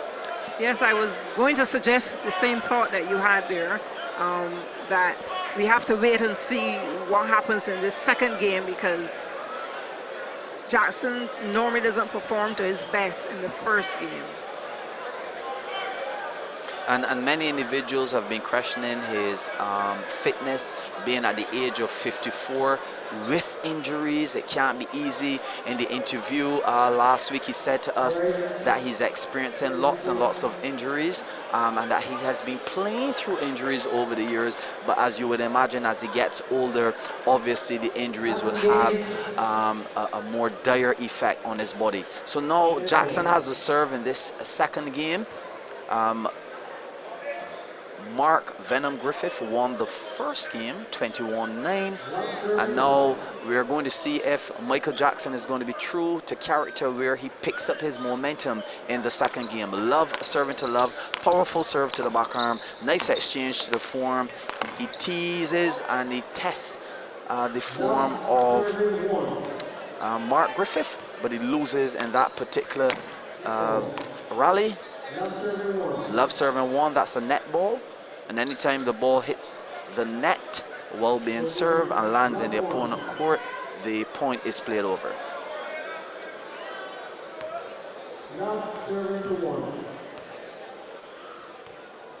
So this is road tennis, or indigenous sport here in Barbados. For those of you in Dubai and other parts of the world, a game created in 1935 and still being played in 2022. The 2 players on the court facing us is Julian Michael Jackson White. Backing us is Mark Venom Griffith. And these are the 2 individuals with the most wins in this game of road tennis. Beautiful pass and shot by Julian Michael Jackson White. Somehow he sees it on, but the chair umpire sees it out. So it's now 1 serving to 2. Yes, it's still early days. Jackson we have an appeal on that. Calling for the replay system just to call that particular point. $20,000 at stake, Estefan. So everyone wants to make sure that what's theirs is theirs as it relates to the points. Let's see. It's a very close call. Very close call.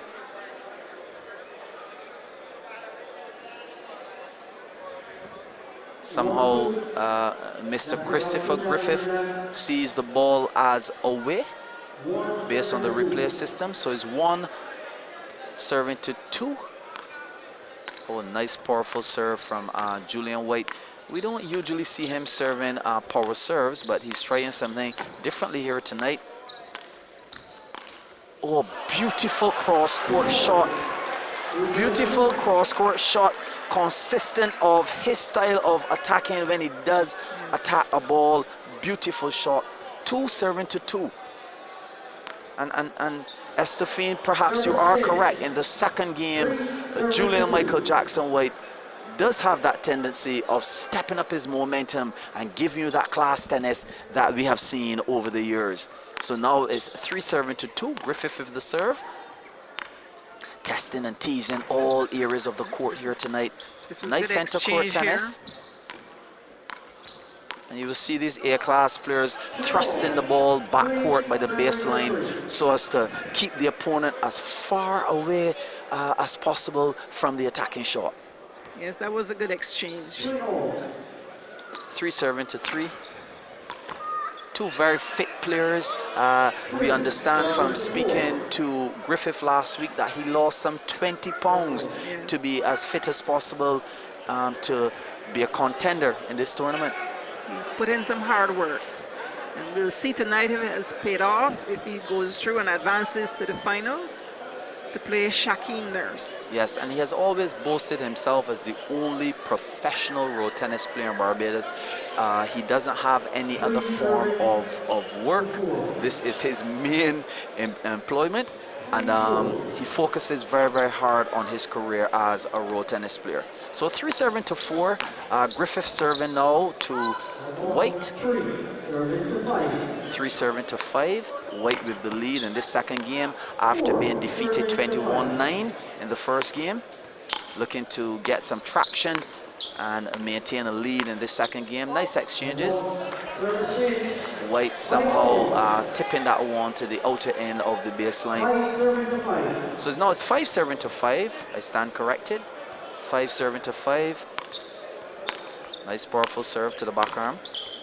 Again to the back arm. Nice exchanges. And White remaining as low as possible as he often plays. Nice short ball. Returned by a short ball, and he was going for the long shot. It was a good attempt. Good attempt. Griffith was still over in the back arm, and he tried to put that one in the forearm. Yeah, so it's 5 serving to 6 now.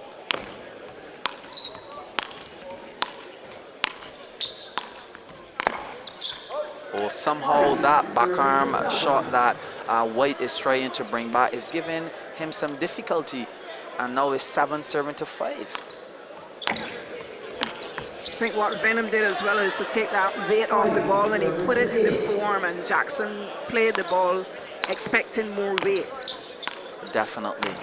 I wonder if Griffith is going to see that weakness in White's back arm and exploit it. Nice passing shot, almost defended accurately by Griffith, and we know that Griffith is referred to as one of the best defenders that road tennis has ever seen. So White has to be extremely careful that even in his powerful shots that he doesn't give up, because Griffith has a tendency of bringing back some of the most difficult attacking shots from his opponents. Yes, I think what is special about Griffith is that he reads that ball from your hand. He reads the ball from the opponent early, so he's moving in the direction of the ball.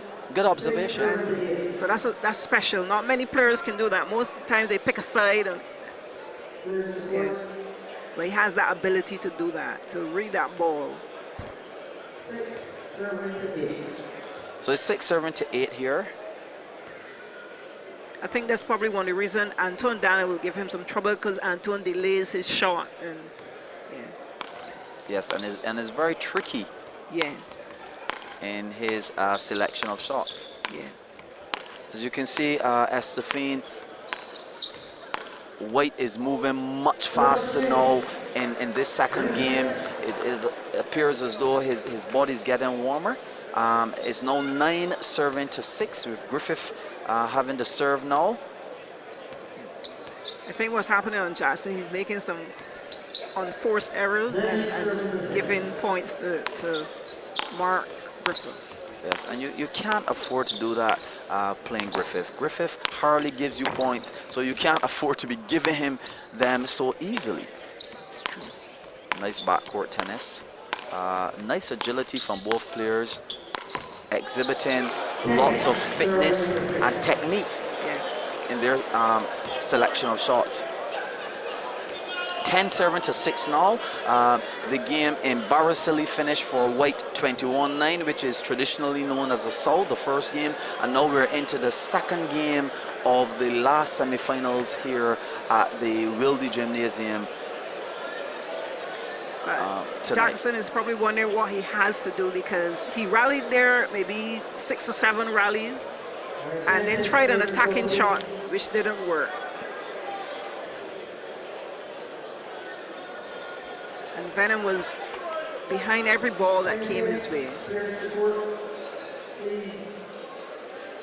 Well, the chair umpire is calling the players to court. There's only a 10-second rest period between points, but we know that some of the players, when they begin to get fatigued, they would use every 10-second possible to catch their breath, and nothing is wrong with that within the confines of the rules of the Barbados Road Tennis Association. So short ball from White, matched with a short ball from Griffith. 11-7-6. Somehow Griffith is beginning to take a huge lead in this second game after winning the first game. He's gaining momentum, he's gaining confidence. Nice center court serve. Parries the ball to the right side of the court. 12-7-6.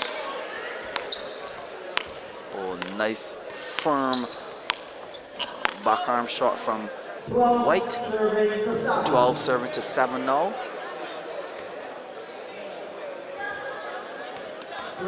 Griffith looking extremely focused while White is bending over, trying to not just catch his breath, but catch an understanding of where he could have gone wrong, especially in the second game. We know traditionally he plays much better in the second game, but somehow he's still making trailing. some unforced errors, some errors that you wouldn't expect him to be making at this level. Maybe his injuries are plaguing him, maybe mentally affecting him. He's giving the impression as if he would retire. Yes, definitely he's holding over. He looks as though something is extremely wrong, and we're hoping that somehow that he's okay physically. Yes, he's given. It's just his second game, and it's only halfway through the 3 best-of-5. One would expect to see that in the 3rd or 4th game. Yes, and he has been training extremely hard for this tournament. Nice, beautiful backarm drag from him though. He's kind of in and out, lacking a bit of consistency as we expect from Julian Michael Jackson White. But let's see how this particular game develops. 8-13. He's trailing by 5 points behind Griffith. Goes with the serve now. Nice exchanges from both players. 9-7-13, so somehow the gap is becoming a bit closer. Seems as though that little break has worked for him, but he knocks that particular one into the net. 9-7-14. Another 5-point lead.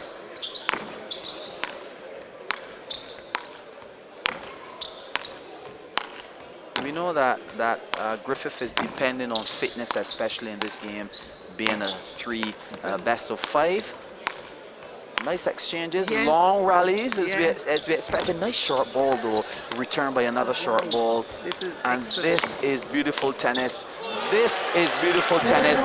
White set up Griffith for that particular point, and he definitely won it. And this is what we can expect from a 54-year-old player.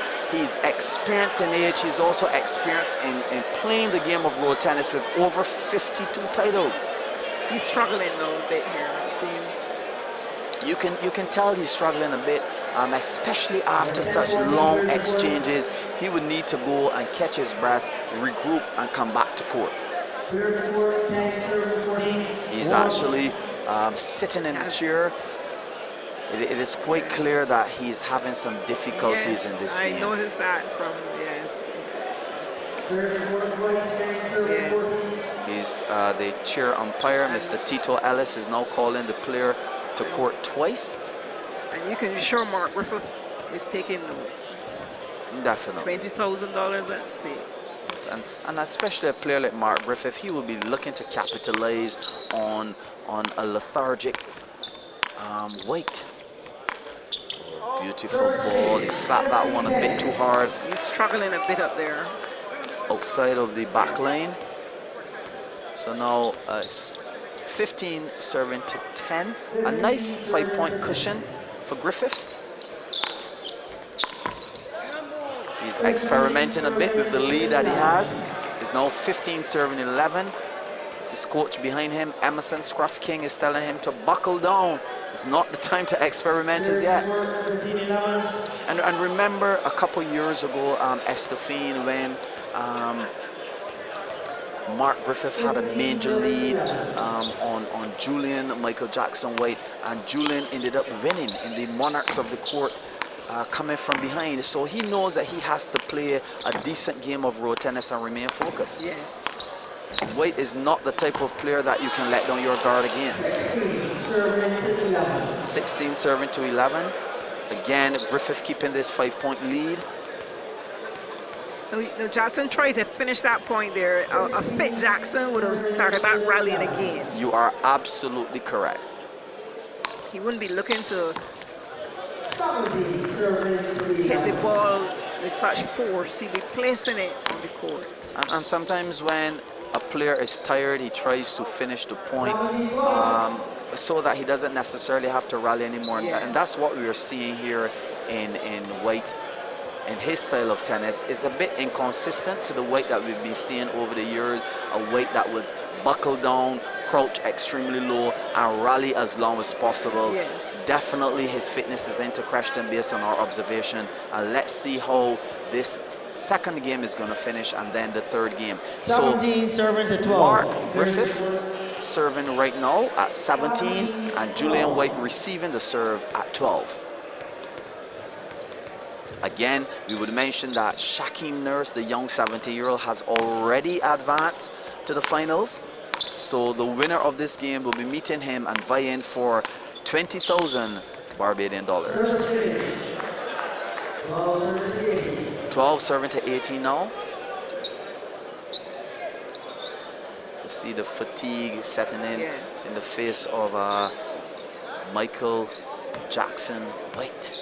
Yeah, I saw him holding his right leg. Maybe he's getting some pain there. Yes, well, we know he's playing through injuries, and he's playing a very tough player.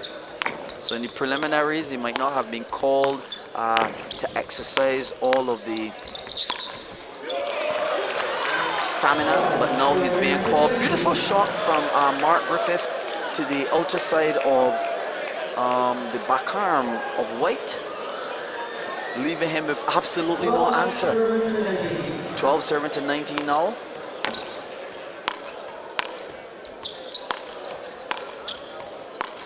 Oh, beautiful shot from White though. 13 serving to 19.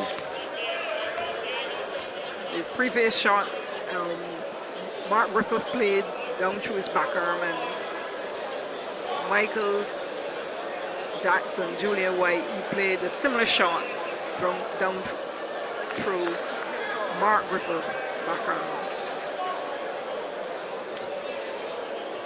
So now it's 13. 19. Players to court, please. Serving to 19. Again, Mr. White is being summoned to the court. 19. As we mentioned before, we hope that everything is okay where his health is concerned. Certainly doesn't look like the Julian Michael Jackson White that we are accustomed to seeing. He's walking with a little limp there too. Yes. Well, 13 serving to 19. A nice backarm serve. 13-20. Second game point. Griffith sending that ball back court. It's now 13 serving to 20 in this second game, with Mark Griffith winning the first game 21-9. 14 serving to 20. Beautiful, powerful form shot, leaving Griffith with absolutely no answer. Yes. Sort of speed up that shot. Yes. It was a bit unexpected. I believe it took Yes. everyone by surprise. But Mark Griffith is playing exceptionally well. He is 14 serving to 20 now. And the thing about Griffith, though, is that Griffith is perhaps one of the most consistent players, not just one of the best defenders, but one of the most consistent players. I think he's going to shake his hand. If you look around the auditorium, you see that the players are leaving. Yes. Griffith is calling it a day. Yes. Yes. He's being respected by Griffith. Julian Michael Jackson White is calling it a day. He has retired here tonight, ladies and gentlemen, giving the victory to Mark Venom Griffith. So Mark Venom Griffith is going to advance now, or has advanced to the finals to play Shaquem Nurse. Unfortunately, Julian Michael Jackson White has complained of chest pains and has retired from this particular set. So we have it tonight, ladies and gentlemen. Just to give you a recap, in the first game, Kim Holder defeated Rachel Smith to advance to the finals. In the second game, Sheldon Waldron defeated Maudlin Blunt to meet Kim Holder in the finals. In the third game, Shaquem Nurse defeated Darya Hines 3-love to advance to the finals. And now in this last encounter of the night, we have Mark Venom Griffith, who defeated Julian Michael Jackson White 2-0 without playing a third game because of Julian's health, to advance to meet Shaquem Nurse in the finals. So the finals will be played here at the Wilde Gymnasium on the 13th of August, which is in a few days on Saturday. So thanks for your viewing, and at this point of time I also want to say thanks to Estefine Holder for joining me tonight in commentary. My name is Kelvin Scott, and we are over and out. Yes, thanks for being here, and everyone do get home safely, and see you another time.